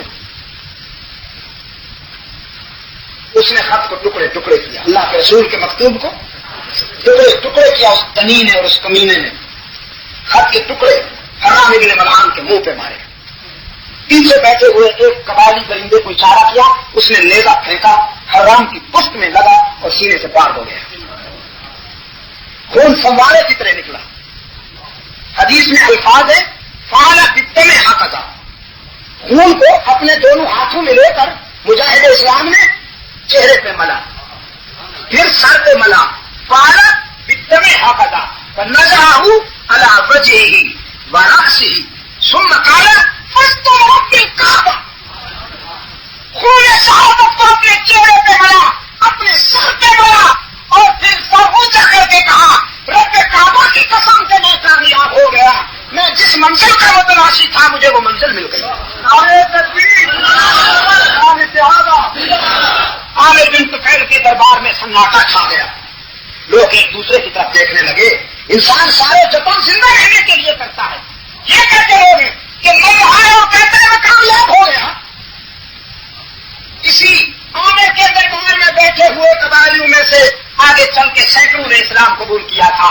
کہنے لگے ہم اپنے ایمان کا اظہار تو آج کر رہے ہیں, لیکن اصل میں ہم اسی دن مسلمان ہو گئے تھے جس دن عامر کے دربار میں سفیر رسول حرام ابن ملحان نے بوقت شہادت نعرہ لگایا تھا کہ فزت ورب الکعبہ. ہمارے ضمیر نے اسی دن مان لیا تھا کہ یہ موت سے نہیں ڈرتے, موت ان سے ڈرتی ہے. تو ایسے لوگ اور ان کا مذہب کبھی جھوٹا نہیں ہو سکتا. ہزارہ کے روشن ضمیروں, عامر بن طفیل کی وحشت حرام ابن ملحان کو قتل کرنے کے باوجود بھی ٹھنڈی نہ ہوئی. اس نے قبائلی درندوں کو اشارہ کیا, مسلح ہو کر بیر مونا پر خیمہ زن مبلغین اسلام پر انہوں نے رات کی تاریکی میں شب خون مارا. وہ نہتے, یہ مسلح, وہ ہدایت کے پھول بانٹنے آئے تھے, یہ شقاوت کے اندارے لائے ہیں. رات کے اندھیرے میں انہوں نے تلواریں چلائیں, چن چن کر رسول اللہ کے صحابہ کو قتل کرنا شروع کیا. حدیث میں بیر معونہ کے قرہ قرآن کے ان قاری مجاہدین کی ادائیں چمک رہی ہیں کہ سر سے پاؤں تک خون میں نہائے ہوئے ہیں, زخم کھائے ہوئے ہیں, لیکن زبان پہ شکوہ نہیں. ایک میسج ہے, ایک پیغام ہے. فرمایا بلغوا انا قومنا انا لقینا ربنا فرج عنا وارضانا. خون شہادت میں نہا کر, زخموں کے زخم کھا کر اصحاب رسول نے ہواؤں کو پیغام دیا, اللہ کے فرشتوں کو پیغام دیا کہ ہماری برادری اور ہمارے قائد تک ہمارا یہ پیغام پہنچاؤ, انہیں جا کر ہمارا یہ حال سناؤ کہ ہم نے بیر معونہ پر اپنے رب سے ملاقات کی اور یہ ملاقات اتنی کامیاب ہوئی کہ وہ ہم سے راضی ہو گیا, ہم اس سے راضی ہو گئے. شکوہ نہیں, بلغوا عنا قومنا انا لقینا ربنا فرضی عنا وارضانا. اللہ کے رسول صلی اللہ علیہ وسلم کو اپنے شہیدوں اپنے شاگردوں کی مظلومیت کا جب حال پہنچا، آپ صلی اللہ علیہ وسلم کی بے قراری کا یہ عالم ہے کہ آنسو رکتے نہیں.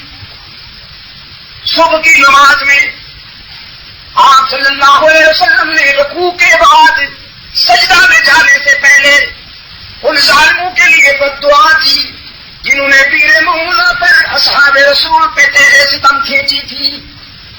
رکوع کے بعد کھڑے ہو جاتے تھے رحمت عالم صلی اللہ علیہ وسلم اور فرماتے تھے اللہم اشدد بطنک علی مضر اللہم اجعل علیہم سنین کسنی یوسف اللہم شتت شملہم اللہم دمر دیارہم اللہم فرق جمعہم. اے اللہ اللہم اجعل علیہم سنین کسنی یوسف. اے اللہ جن ظالموں نے جن آدم خور دریدوں نے بیر مونا پر میرے شاگردوں میرے رضاکاروں کو تڑپایا ہے، تو بھی ان کی زبان سے ان کے ہونٹوں سے ہمیشہ کے لیے مسکراہٹیں چھین لے. اے اللہ ان پر کنانی قحط نازل فرما، ان کی جمعیت کو ریزہ ریزہ کر دے. اے اللہ ان کے اتحاد کو توڑ ڈال، ان کی آبادیوں کو ویرانہ بنا دے، ان کے گھروں کو کھنڈرات میں تبدیل کر دے. مہانجی کے دوستوں رحمت عالم صلی اللہ علیہ وسلم وہ قاتل کو معاف کرنے کا ظرف رکھنے والا محمد، وہ فاتح بن کر مکہ میں داخل ہو کر لا تثریب علیکم اليوم کا پیغام سنانے والا محمد اپنے شاگردوں کی مظلومیت کا حال سن کر اتنا بے قرار ہوئے کہ ان کی ہلاکت و بربادی کے لیے دعا مانگی اور لاہے کملی والے کی دعاؤں نے ان ظالموں کو تباہ کر ڈالا. ایک ہی رات میں طاعون کا بس طاعون کی بیماری لگی، کتے کی طرح ایڑیاں رگڑ رگڑ کے مر گئے.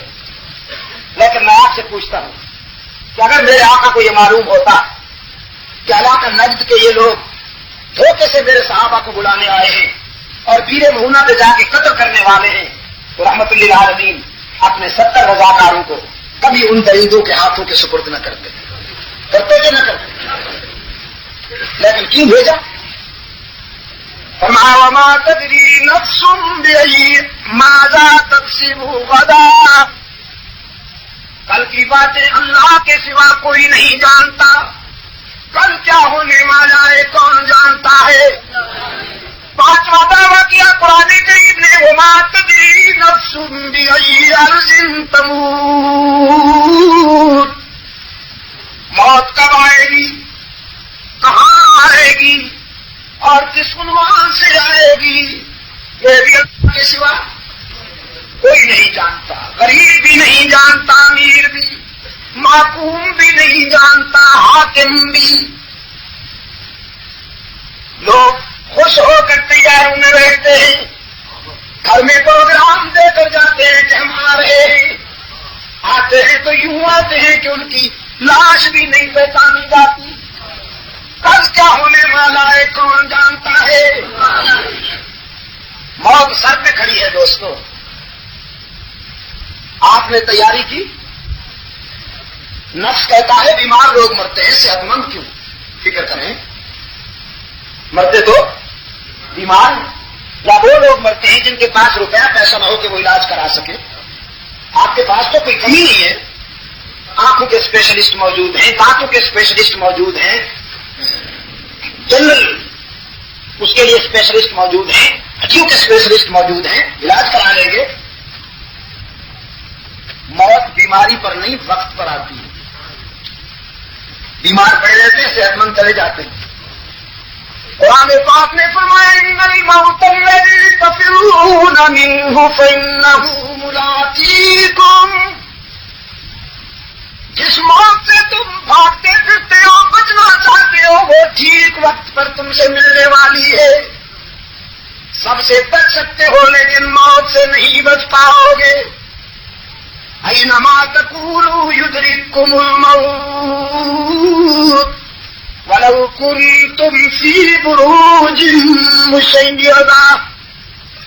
مورچے بنا لو، ان کی دیواروں میں شیشہ اتار دو، آسمان تک دیواریں لے جاؤ، سب سے بچ سکتے ہو لیکن موت سے نہیں بچ پاؤ گے۔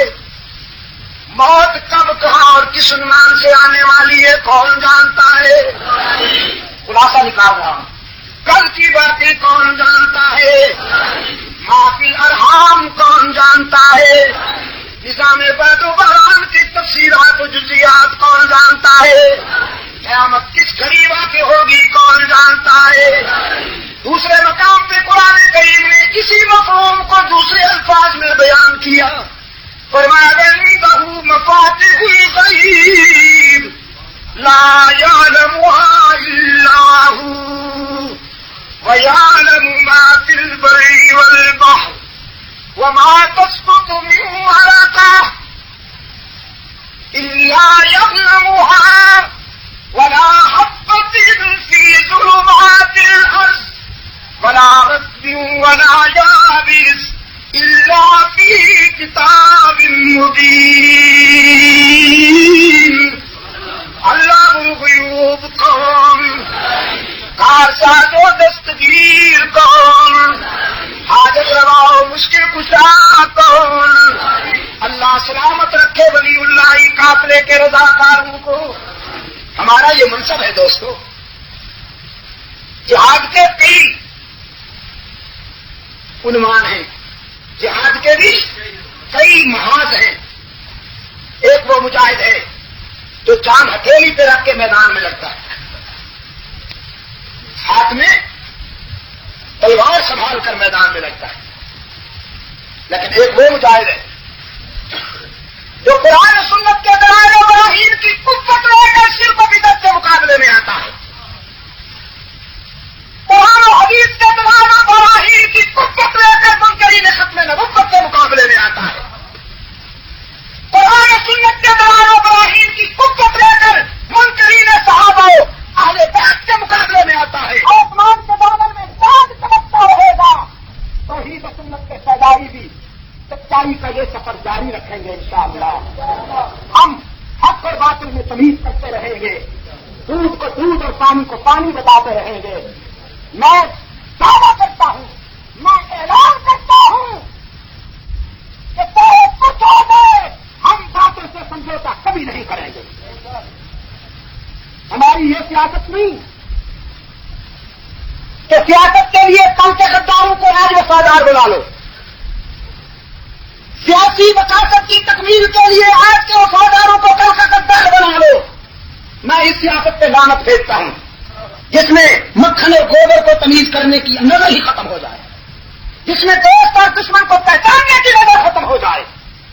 ہمارا جہاد برائی کے خلاف جاری تھا، جاری ہے اور انشاءاللہ جاری رہے گا۔ نعرہ تکبیر! اس آسمان کے نیچے کوئی فرعون پیدا نہیں ہوا جو ہمیں خرید سکے، جو ہمیں جھکا سکے، کوئی نمرود پیدا نہیں ہوا جو ہمارا سودا کر سکے۔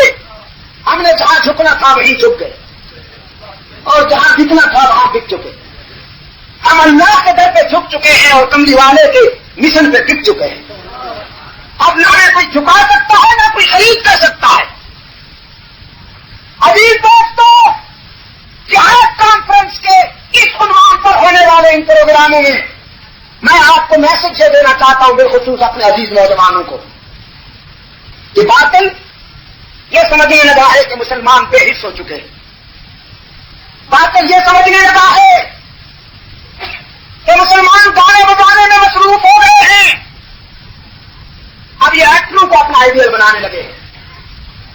اب مسلمانوں کے گھروں میں، مسلمانوں کے ڈرائنگ روم میں ناچنے گانے والی غلیظ تصویریں نظر آتی ہیں۔ ان کے ریڈیو ٹی وی پر طبلہ سرنگی کی حکومت ہے، ان کے اندر سے حمیت اور غیرت فنا ہو چکی ہے۔ لیکن مجھے ان سرب فلک پہاڑوں کے دامن میں بسنے والے غیرت مند انسانوں سے بہت ساری توقعات ہیں۔ آپ سمجھتے ہیں کہ ہم پسماندہ ہیں؟ مجھ سے پوچھیے، اللہ کا آپ پر جتنا کرم ہے، لاہور کے گلبرگ میں رہنے والوں کو اتنا کرم کہاں ہوگا؟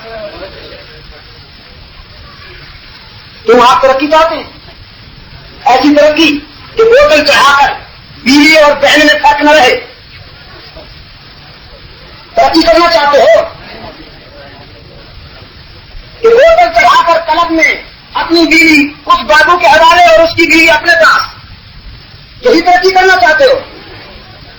اللہ تمہیں اسلامت سے محفوظ رکھے، اللہ تمہارے ایمان کی حفاظت فرمائے، اللہ تمہاری دینی حمیت اور قومی خیر کی حفاظت فرمائے۔ تمہارے اخلاق و نیت کے دشمن تھے، تمہارے وعدے کی روایات یہ ہیں کہ تمہیں فرنگی شیطان اپنی سازشوں کے جال میں نہیں پہنچا سکا۔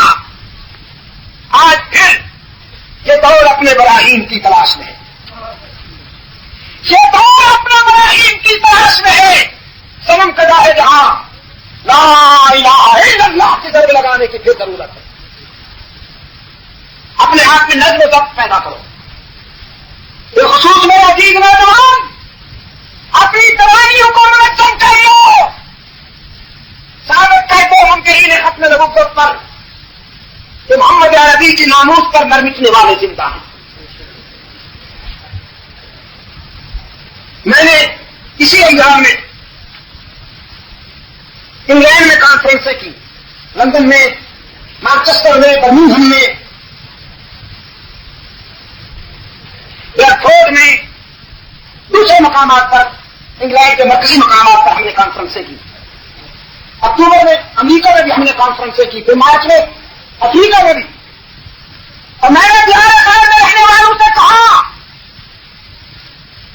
سہیلی لابی نے سلمان رشدی سے یہ تحریر اس لیے لکھوائی ہے کہ وہ ٹیسٹ کرنا چاہتے ہیں مسلمانوں میں ابھی تک زندگی باقی ہے یا ختم ہو چکی۔ یہ جانور کو ذبح کرنے کے بعد کسائی جو ہے نا اس کے چھری مارتے ہیں نا اس کے اس پر جانور پر، تو ختم ہو چکا ہے یا ابھی جان باقی ہے؟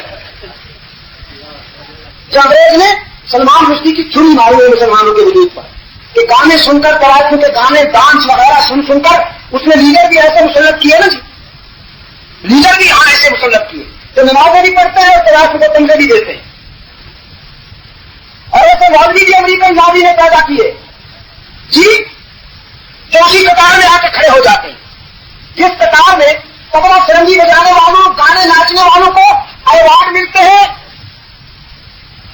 اسی میں مولوی صاحب بھی کھڑے ہوئے ہیں، آگے ساری پیچھے داڑھی، ایک ہی قطار میں۔ قرائتوں کو بھی تمغہ ملتا ہے، مولوی صاحب کو بھی کہیں ریش و چپ بہت دستار، یہ میں کدے میں کہیں شہر ہے محترم تم۔ امریکن لابی نے یہ جنس پیدا کی، اب اس نے ٹیسٹ پروگرام کیا کہ مسلمان مر چکے ہیں یا زندہ ہیں۔ نہیں، اللہ کے فضل و کرم کے ساتھ مسلمانوں کا رد عمل دیکھ کر ایک مرتبہ پھر یہودوں کو مایوسی ہوئی۔ میں دعوے سے کہتا ہوں اگر ایران کے مفتی نے یہ فتویٰ نہ لگا دیا ہوتا عالمی سطح پر، اگر عالمی پریس میں یہ فتویٰ نہ آتا کہ مفتی جہاں ملے اسے قتل کر دو، رب کعبہ کی قسم آج وہ ٹھکانے لگ چکا ہوتا۔ اس فتوے نے اس کو محفوظ کر دیا۔ مسلمان جذباتی قوم ہے، انہوں نے سمجھا یہ عالم اسلام کا کوئی بہت بڑا ہمدرد ہے جس نے فتویٰ دے دیا کہ سلمان رشدی کو قتل کر دو۔ یہ تو فتووں کی بات ہے، حضور کے گستاخ کے لیے کسی اور فتوے کی ضرورت ہے تو حضور کا گستاخ ہو، اس کے لیے کسی مفتی کی کہاں ضرورت ہوتی ہے؟ وہ نمٹ چکا ہوتا ہے، اب تک ختم ہو چکا ہوتا اگر وہ فتویٰ نہ آتا۔ اس فتوے نے دو کام کیے، ایک تو اس بےایمان کا اسٹیٹس بلند کر دیا، اس کو لیڈرشپ میں کھڑا کیا، ایک کلاس لیڈرشپ میں، اور دنیا کی دو بڑی ایجنسیاں اس کی حفاظت کر رہی ہیں، روزانہ لاکھوں ڈالر اس کی حفاظت پہ خرچ ہو رہا ہے۔ اور دوسرا یہ کام یہ کیا اس فتوے نے کہ اس کو محفوظ کر دیا، اس کو محفوظ کر دیا، اور اس کی کتابیں اتنی سیل ہو رہی ہیں کہ جن بکسوں میں اس ملعون کی کتابیں ملتی ہیں وہاں صبح کے 8 بجے سے لے کر رات کے 11 بجے تک قطار لگی رہتی ہے کتابیں خریدنے والوں۔ انسان کی تو فطرت ہے نا، حریص الاماموں نے جس بات سے اسے روکا جائے اس کا سسپنس بڑھتا ہے، اس کا تجسس بڑھتا ہے کہ میں دیکھوں تو صحیح ہے کیا۔ لوگ تو روکتے ہیں اگر دیکھو تو صحیح، لاکھوں کی تعداد میں روزانہ کتابیں دکانیں بک رہی ہیں جس سے وہ $1,000 کما رہا ہے. سونے کے دروازے کھل گئے, باروں کے دروازے کھل گئے, حفاظت بھی ہو گئی اور ایک کلاس لیڈرشپ میں بھی وہ پہنچ گیا. ورنہ اگر یہ فتویٰ جاری نہ ہوتا تو آج بھی پورے عرض پر اس آسمان کے نیچے بہت سارے علم الدین موجود ہیں. میں ظاہر نہیں کہتا کہ عبدالمجید ندیم بڑا مجاہد ہے, لیکن میں یہ ضرور کہتا ہوں کہ دھرتی کے سینے پر آج بھی رحمت للعالمین کے چاہنے والوں کی کمی نہیں. راجپال کو قتل کرنے والا کوئی مولوی تھا, کوئی فقیر تھا, تانگا چلانے والا ایک نوجوان تھا. تانگا چلانے والا جب اس نے سنا کہ رحمت للعالمین کی شان میں گستاخی کی گئی ہے, خدیجہ عائشہ کی شان میں گستاخی کی گئی ہے, خنجر تیز کر کے صبح پہنچا, تقریر نہیں سنائی, راجپال سے کہا ہمیں میٹنگ نہیں تھی, یہ تو ہمارے یہاں کرتے نا میٹنگ, آج اس مسئلے پہ میٹنگ ہو, پھر اس میٹنگ کے بعد 1 مہینہ کے بعد ایک اور میٹنگ ہوگی, پھر اس کے بعد 3 مہینے کے بعد اور میٹنگ ہوگی, پھر ایک چوتھی میٹنگ ہوگی جو پچھلی 3 میٹنگوں پر غور کرنے کے لیے آئندہ کے لیے کیا رائے عمل تیار کرنا چاہیے, پھر ایک 5ویں میٹنگ ہوگی کہ آئندہ میٹنگ ہوا کرے یا میٹنگ نہ ہوا کرے, اور اسی میٹنگ میں سب کھانے میں چلا جائے گا, مسئلہ کولڈ اسٹوریج میں چلا جائے گا. خنجر لے کے پہنچا, راجپال سے کہنے لگا تیار ہو جاؤ, عائشہ صدیقہ کا بیٹا آ گیا ہے, پھر نہ کہنا ہمیں خبر نہ ہوئی. اسے گریبان سے پکڑ کر پھینکا اور سینے پہ چڑھ بیٹھا, خنجر اتارے. لوگ جمع ہو رہے تھے دیکھنے کے لیے, ان سے کہا میرا نام علم الدین ہے, میرے باپ کا نام فلانا ہے, دنیا کی عدالت میں بھی گواہی دینا اور اللہ کی عدالت میں بھی گواہی دینا کہ اس کا قاتل میں. لوگوں نے کیا گواہی دی تھی, اپنا خون آلود خنجر لے کے پولیس اسٹیشن پہنچا ہے تو یہاں خود ہی کھوائی اپنی. اور جب عدالت میں علم الدین پر جمع ہو رہی تھی, وکیلوں نے کہا علم الدین اپنے بیان میں صرف ایک جملہ کہہ دو کہ میں نے جب راجپال پہ حملہ کیا تو میں اس سے پاگل ہو چکا تھا, مجھے ہوش نہیں تھا کہ تیری جان بچا لیں گے. علم الدین نے کہا نہیں, جیتی ہوئی بازی کیسے ہار دوں, ساری زندگی پاگل پنے نے اور بے ہوشی میں گزاری ہے, یہی لمحہ تو ہوش کا تھا جو حضور کی ناموس کے کام آ گیا. میری زندگی میں ہوش کا لمحہ تو یہی آیا ہے, اب جیتی ہوئی بازی کیسے ہار دوں. یہاں بھی کہتا ہوں اللہ کی عدالت میں بھی کہوں گا کہ اس کا قاتل میں. تم مجھے بچا لو گے, نہیں بچا سکو گے وکیل صاحبان, تم نہیں بچا سکو گے, موت اپنے وقت پہ آئے گی. اگر تم ہمیشہ کے لیے مجھے زندہ رہنے کا سرٹیفکیٹ دے دو تو پھر تو غلط بیانی کروں, جب مرنا ہی ہے تو پھر حضور کی عزت کے لیے کیوں نہ مر جاؤں. اور مجھے اب زندہ رہنے کی کوئی خاص تمنا نہیں رہی, مجھے اتنا بڑا انعام مل گیا ہے زندگی کا کہ میں نے کبھی سوچا ہی نہیں تھا. جب سے رسول کے دشمن کو قتل کر کے آیا ہوں, جیل میں ہر رات حضور کی زیارت ہو رہی ہے خواب میں, اس سے بڑھ کر مجھے کسی انعام کی ضرورت ہے. میرا عزیز نوجوانوں, آپ کو جوانی اس لیے نہیں ملی کہ آپ خلافت کے مجسموں اور ناچنے گانے والیوں کی تصویروں کے پیچھے لٹو بنے پھریں. آپ رحمت للعالمین کے غلام ہیں. آپ کی جوانی امانت ہے, آپ کی جوانی امانت ہے. کبھی سوچا آپ نے کہ اس کے بارے میں آپ سے پوچھا جائے گا کہ آپ نے اپنی جوانی کہاں خرچ کی.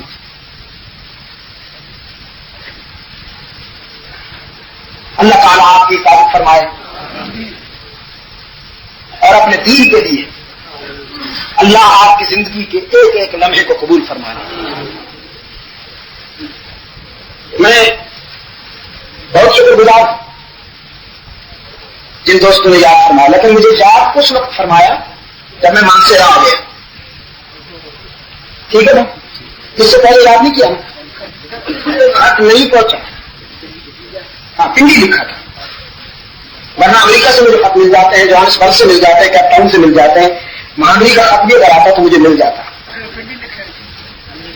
کل کوئی ریگولر والے آئے ہوئے تو حضرت لوگ تڑپ رہے ہیں, بے قرار ہیں, آپ وہاں بھی تشریف نہ. میں نے کہا میں سمجھتا ہوں اس طرف کو بے قراری کو, اب آ گیا ہوں تو بے قرار ہے کہ لگے ہاتھوں تم بھی وصول کر لو.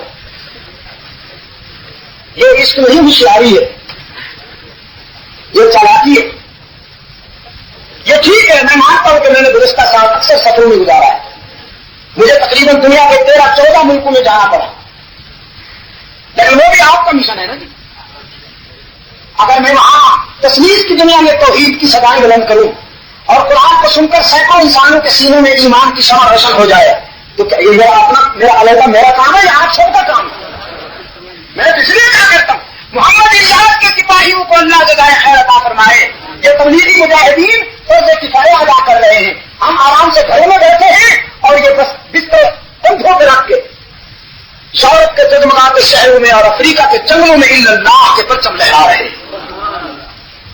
آج اس جماعت کی کوششوں سے ایک اندازے کے مطابق 80 لاکھ انسان مسلمان ہو چکے ہیں. 80 لاکھ کافر رسول اللہ کی غلامی اختیار کر چکے ہیں.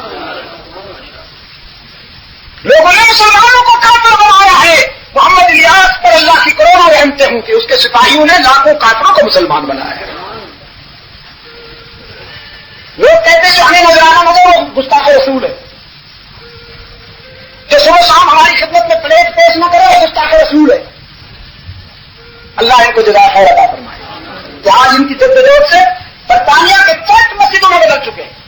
اس وقت برطانیہ میں 1300 مسجدیں اور اللہ اور رسول کی سزا بلند کر رہی ہیں. 1300. چھوٹا سا ملک ہے برطانیہ. میرا خیال یہ ہے کہ جغرافیے کے اعتبار سے برطانیہ ہمارے صوبہ بلوچستان سے بھی شاید کم ہے. جزیرہ ہے نا چھوٹا سا، اس کے چاروں طرف سمندر ہے، سمندر کے بیچ میں ایک جزیرہ ہے. ان کا ایک وہ ہے عیسائی پادری بھی ہے اور ان کا اسکالر بھی ہے، اسپیکر بھی ہے. کیا نام ہے وہ امریکہ والا؟ نام ہی نا ابھی موجود ہے، وہ بالکل اتر گیا میرے ذہن سے. بھائی جارج بش تو پریزیڈنٹ ہے، وہ ان کا مذہبی اسکالر ہے. لعنت بھیجی ہے. ایسے نام بار بار آپ لے رہے ہیں، میں سننا نہیں چاہتا. بڑا وہ ان کا ایک ہے. وہ اس نے پچھلے دنوں ایک بیان میں کہا برطانیہ کے عیسائیوں سے کہ مسلمان تم سے بدلہ لے رہے ہیں، تم نے پاکستان میں اسلام نہیں آنے دیا، تم نے سازش کی اور ایسی لیڈرشپ کو مسلط رکھا کہ پاکستان میں قرآن اور سنت کا آئین نہ آ سکے. یہاں پر لوگ آئے، نمازیں بھی پڑھتے رہے، تسبیح بھی ہاتھ میں، نعتیں سن کر بھی روتے رہے، عمرے بھی کرتے رہے، پھر اسلامی قانون کو نہیں آنے دیا گیا کیونکہ سازش ہے. امریکہ نہیں چاہتا، برطانیہ نہیں چاہتا. تو اس نے کہا، آ گیا اس کا نام جمی سواگت. جمی سواگت اور عجیب مصیبت ہے، ایکٹنگ کرتا ہے کم وقت. جب بولتا ہے تو جتنے اس کے سامعین ہوتے ہیں سب روتے ہیں، وہ خود بھی روتا ہے جیسے ماتمی محفل ہو رہی ہو. اس نے کہا برطانیہ والوں انگریزوں، مسلمان آ رہے ہیں برطانیہ میں اور جس رفتار سے اسلام کی دعوت یہاں پھیل رہی ہے، اگر تم نے سجے بات نہ کیا تو 20 سال کے بعد برطانیہ پر مسلمانوں کی حکومت ہو سکتی ہے. وما ذلک علی اللہ بعزیز. اسی سے جھگڑا کر انہوں نے مسلمانوں کو دوسرے درجے کا شہری ہونے کے لیے ان کے پاسپورٹ، ان کی جو نیشنلٹی تھی اس کا اسٹیٹس کم کر دیا، اس کا اسٹیٹس ڈاؤن کر دیا، تو کسی طرح سے یہاں سے بھاگ جائے. لیکن الیاسی لشکر کو اللہ جزائے خیر عطا فرمائے. اس ملک میں جو جہاں ہر وقت برف برستی ہے، جہاں ٹھنڈی ہوائیں جسم کو چھلنی کر دیتی ہیں، جہاں پر ٹرینیں اور بسیں ایئر ٹائٹ ہیں، جہاں تک نہ گزر ہو سکے، نیشنل اس میں سینٹرل ہیٹنگ ہے، وہاں پر اسلام کے یہ مبلغ بستر کندھوں پہ رکھ کر ٹھنڈی ہواؤں میں برف میں پیدل چلتے ہوئے نظر آتے ہیں، اور جس کے نتیجے میں وہاں آج چرچ مسجدوں میں تبدیل ہو رہے ہیں. یہ ہم سب کا کام ہو رہا ہے یا انہیں کا کام ہے؟ ہم سب کا کام ہو رہا ہے نا. اب آپ چلا نہیں لکھواتے تو کم از کم دعا خیر تو کر دیا کیجیے ان کے لیے کہ اللہ ان کو اور زیادہ توفیق عطا فرمائے، اللہ انہیں نظر بد سے بچائے، اللہ انہیں استقامت عطا فرمائے. دعا خیر تو کر دیا کیجیے.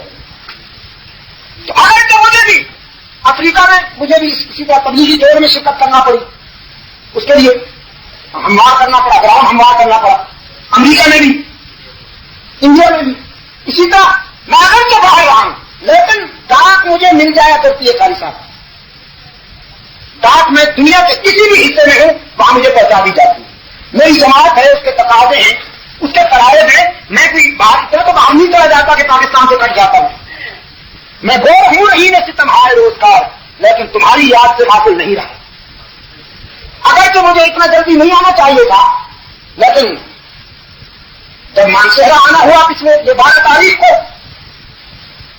تو آپ نے یاد فرمایا میں حاضر ہو گیا ہوں، ہو سکتا ہے آئندہ ملاقات حاصل نہیں ہو، زندگی کا تو بھروسہ نہیں ہے، حضور اکرم صلی اللہ علیہ وسلم نے صحابہ سے فرمایا کتنا بھروسہ ہے تمہیں زندگی پر؟ فرمایا حضور جب ہم رات کو سوتے ہیں صبح زندہ اٹھنے کا یقین کم ہوتا ہے، فرمایا پھر تو بڑی بات ہے، 12 گھنٹے کا تم نے وہ کر دیا یا 4 پہر کی بات کر دی، پھر آپ یہ کہ نماز میں فارغ ہوتے وقت جب دائیں طرف سلام پھیرتا ہوں تو یقین نہیں ہوتا کہ موت مہلت دے گی اور میں بائیں طرف بھی سلام پھیرتا ہوں، ایک وعدہ تو کرو آج، مگر خلوص سے، سیاسی وعدہ نہیں، لیڈر تمہیں دھوکے دیتے ہیں نا تو اب قوم بھی ماشاء اللہ سیاسی ہو گئی ہے، وہ ہاتھ بھی اٹھا دیتے ہیں، ہاں بھی ملا دیتے ہیں، لیکن کرتے وہی ہے جو کرنا ہو، تو آپ سے میں سیاسی وعدہ نہیں لینا چاہتا، آج آپ خلوص سے میرے ساتھ ایک وعدہ کریں، وہ وعدہ لے رہا ہوں جو آپ کر سکتے ہیں، یہ بھی میں آپ کو بتا دوں، کوئی ایسا وعدہ نہیں لے رہا ہوں جو آپ کر نہیں سکتے، آپ کر سکتے ہیں آسانی کے ساتھ، اس کے لیے آپ تیار ہیں؟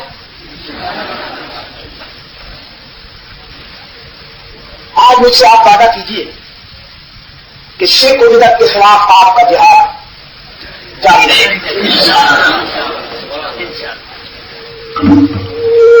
ابھی تک اچھا ایک وعدہ تو اور کیجیے کہ لاؤڈ اسپیکر سے حق نہیں ہوگا آئندہ، میں ویسے بھی تھکا ہوا ہوتا ہوں لیکن اس کے سامنے جب بیٹھتا ہوں تو یقین کیجیے کہ یہ مجھے بولنے نہیں دیتے، مجھ سے پوچھیے کہ میں کیسے بول رہا ہوں، مجھے نہیں پتا کہ یہ ہے کہ نہیں ہے، کھڑا ہوا بھی ہے سامنے اور احساس بھی نہیں ہوتا کہ یہ ہے کہ نہیں ہے، دنیا بہت آگے جا چکی ہے ابھی، دنیا بہت آگے جا چکی ہے، اتنی چھوٹی سی بات آپ نہیں کر سکتے، شرک و بدعت کے خلاف جہاد جاری رہے گا، ختم نبوت کی عبادت کے لیے منکرین ختم نبوت کے خلاف جاری رہے گا، تحفظ ناموس صحابہ اہل بیت کے لیے منکرین تحفظ ناموس صحابہ اور منکرین اہل بیت کے خلاف بھی جہاد جاری رہے گا، ملک و ملت کے دشمنوں کے خلاف جہاد جاری رہے گا، جو یہ وعدہ کرتے ہیں وہ دل کی گہرائیوں سے خلوص کے ساتھ ہاتھ اٹھائیں،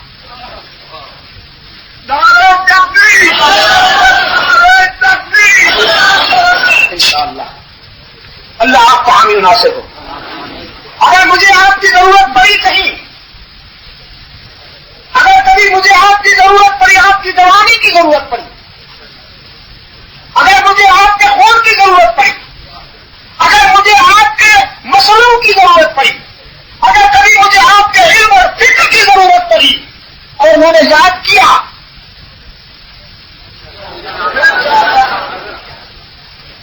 یہ میرے علماء بھائی تو کہہ رہے ہیں حاضر ہیں،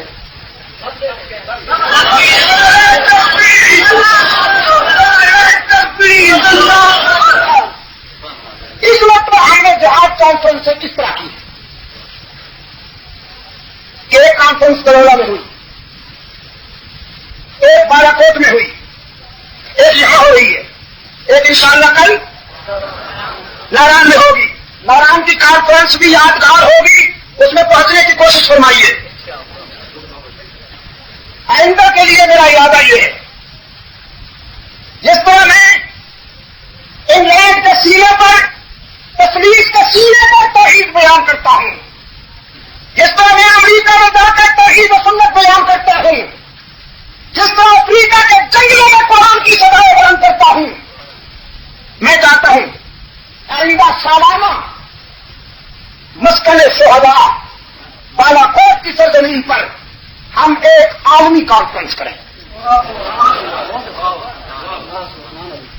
جس میں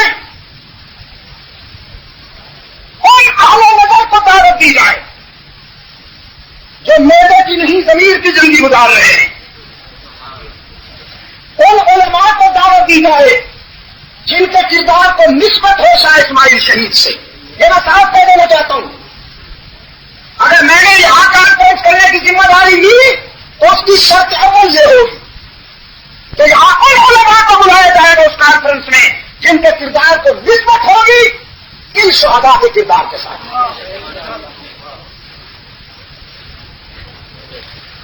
انشاءاللہ ہم آپ سے ایشیا کے مختلف ممالک سے، افریقہ اور یورپ سے اسلام کے اسکالرز اور علماء کرام کو دعوت دیں گے، اور بالاکوٹ کے کوہکاروں سے پھر ایک مرتبہ حریت انسانی کی قرآن و سنت کے حوالے سے ایسی آواز بلند ہوگی انشاءاللہ جو مسلمانوں کی عالمی مرکزیت کی بنیاد فراہم کرے گی۔ یہ میرا ارادہ ہے، اس کے لیے آپ میرے لیے دعا کریں، اور اگر میں بھول جاؤں تو مجھے یاد بھی دلائیں۔ انسان ہوں جی، انسان ہوں، مرکب ہے، انسان خطا ہو نسیان سے بھول جاؤں تو آپ مجھے یاد بھی دلائیے گا کہ شاہ صاحب وہ پروگرام کیا ہوا، اور اگر مر جاؤں تو پھر اس پروگرام کو آپ مکمل کیجیے، یہ میری امانت ہے۔ آپ سمجھے کہ نہیں؟ یہ میری امانت ہے، اور اگر زندہ رہا تو انشاءاللہ اس پروگرام کو نبھانے کے لیے جو کچھ مجھ سے ہو سکا میں کروں گا انشاءاللہ۔ میری پوری زندگی بھائی اسی میں گزری ہوئی ہے، ہماری منظر نبی ذات ہیں اور میں شورا کا ممبر بننا ہے۔ 25 سال ہو گئے مجھے دعوت و تبلیغ کے سفر میں، کتنے؟ 25 سال، اور اس وقت تک دنیا کے 42 ممالک میں اللہ نے مجھے پہنچایا۔ اس دن فراش میں دوستوں نے حساب لگایا تو اس وقت تک جہازوں، ٹرینوں، کاروں، سائیکلوں، موٹر سائیکلوں، پیدل، گھوڑوں اور مختلف ذرائع سے جو ہم نے سفر کیا ہے وہ تقریباً 6 ملین مائلز بنتا ہے، 60 لاکھ میل بنتا ہے تقریباً وہ۔ تو اس وقت تک میں دعوت و تبلیغ کے مشن پر سفر کر چکا ہوں اللہ کے فضل و کرم کے ساتھ، لیکن اب پورا ہو رہا ہوں، مجھے سمجھ میں آتا ہے، تھوڑا تھوڑا تھک جاتا ہوں، تو اب آپ کو میرا یہ مشن سنبھال لینا چاہیے۔ کتنے جوان ہو رہے ہیں اور ان کا مقابلہ کرنے والے بوڑھے، تو جوان کتنے کے لیے جوان خون کی ضرورت ہے نا، جوان خون کی ضرورت ہے۔ رحمت للعالمین کی عزت و ناموس آپ کو پکار رہی ہے، الیس منکم رجل رشید من انصاری اللہ، من انصاری اللہ۔ اللہ آپ کو خوش رکھے کہ آپ نے آج لبیک کہا اور مجھ سے وعدہ کیا ہے، اللہ آپ کو اپنے وعدے کی تکمیل کی توفیق عطا فرمائے۔ کچھ کہنا ہے؟ اچھا آپ آئی ہوئی ہے یہاں، میں خود بنتا ہوں جماعت، تبلیغی جماعت آئی ہوئی ہے، عبد المجید ندیم شاہ کا امیر ہے اس کے ادھر، اور اس تبلیغ میں شامل ہے مولانا ولی اللہ صاحب، ولی الرحمان صاحب، مولانا محمد صادق صاحب، محمد اقبال ندیم صاحب، یہ مولوی محمد حسن صاحب، یہ جماعت آئی ہوئی ہے۔ تو دوستوں بزرگوں، اگر عیسائیت کی تبلیغ کے لیے عیسائیوں کے پادری کریا کریا، کونے کونے، پہاڑ پہاڑ، بستی بستی، شہر شہر، ہر جگہ پہنچے ہیں، تو ہم اللہ کے دین کے لیے ہر جگہ نہ پہنچے؟ آج میرے سامنے کا لیجیے ارادہ، پھر جب یہاں جماعت آئے ان کے سامنے کر لیجیے گا وعدہ۔ تو ارادہ تبلیغ کے سفر میں نکلنے کا ارادہ کرنے والے جو ہیں وہ ہاتھ اٹھائیں۔ واہ، تبلیغ کے سفر میں ارادہ کرنے والے ہاتھ اٹھائیں، میرے نوجوان بیٹوں نے بھی اٹھا رکھے۔ اللہ آپ کی زندگیوں میں عظمت عطا فرمائے۔ اچھا، یہ گیا عمومی وعدہ. 4 مہینوں کے لیے جو ارادہ کر رہے ہیں 4 مہینوں کے لیے وہ ہاتھ اٹھا سوچ سمجھ کر. ایسے نہیں سوچ سمجھ کر. یہ بڑا نازک بات کہہ رہا ہوں میں. جو لوگ وعدہ ارادہ کریں وہ نبھا بھی سکیں یہ حلال خون کی علامت ہے. میں نے پہلے کہہ دیا تھا یہ سیاست نہیں ہو رہی. 4 مہینوں کے لیے جو ارادہ کر رہے ہیں وہ ہاتھ اٹھا لیں. الحمدللہ. اب 40 دنوں کے لیے جو ارادہ کر رہے ہیں وہ ہاتھ اٹھا لیں. اب جو 1 ہفتے کے لیے ارادہ کر رہے ہیں وہ ہاتھ اٹھا لیں. اچھا اب جو پوری زندگی کے لیے ارادہ کر چکا ہے اس کے ہاتھ بھی دیکھے.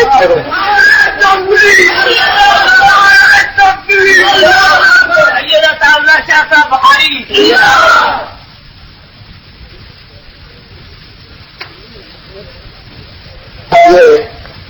پھنسا ہوا ہوں. رات 1 بج گیا تھا بالا کوٹ میں.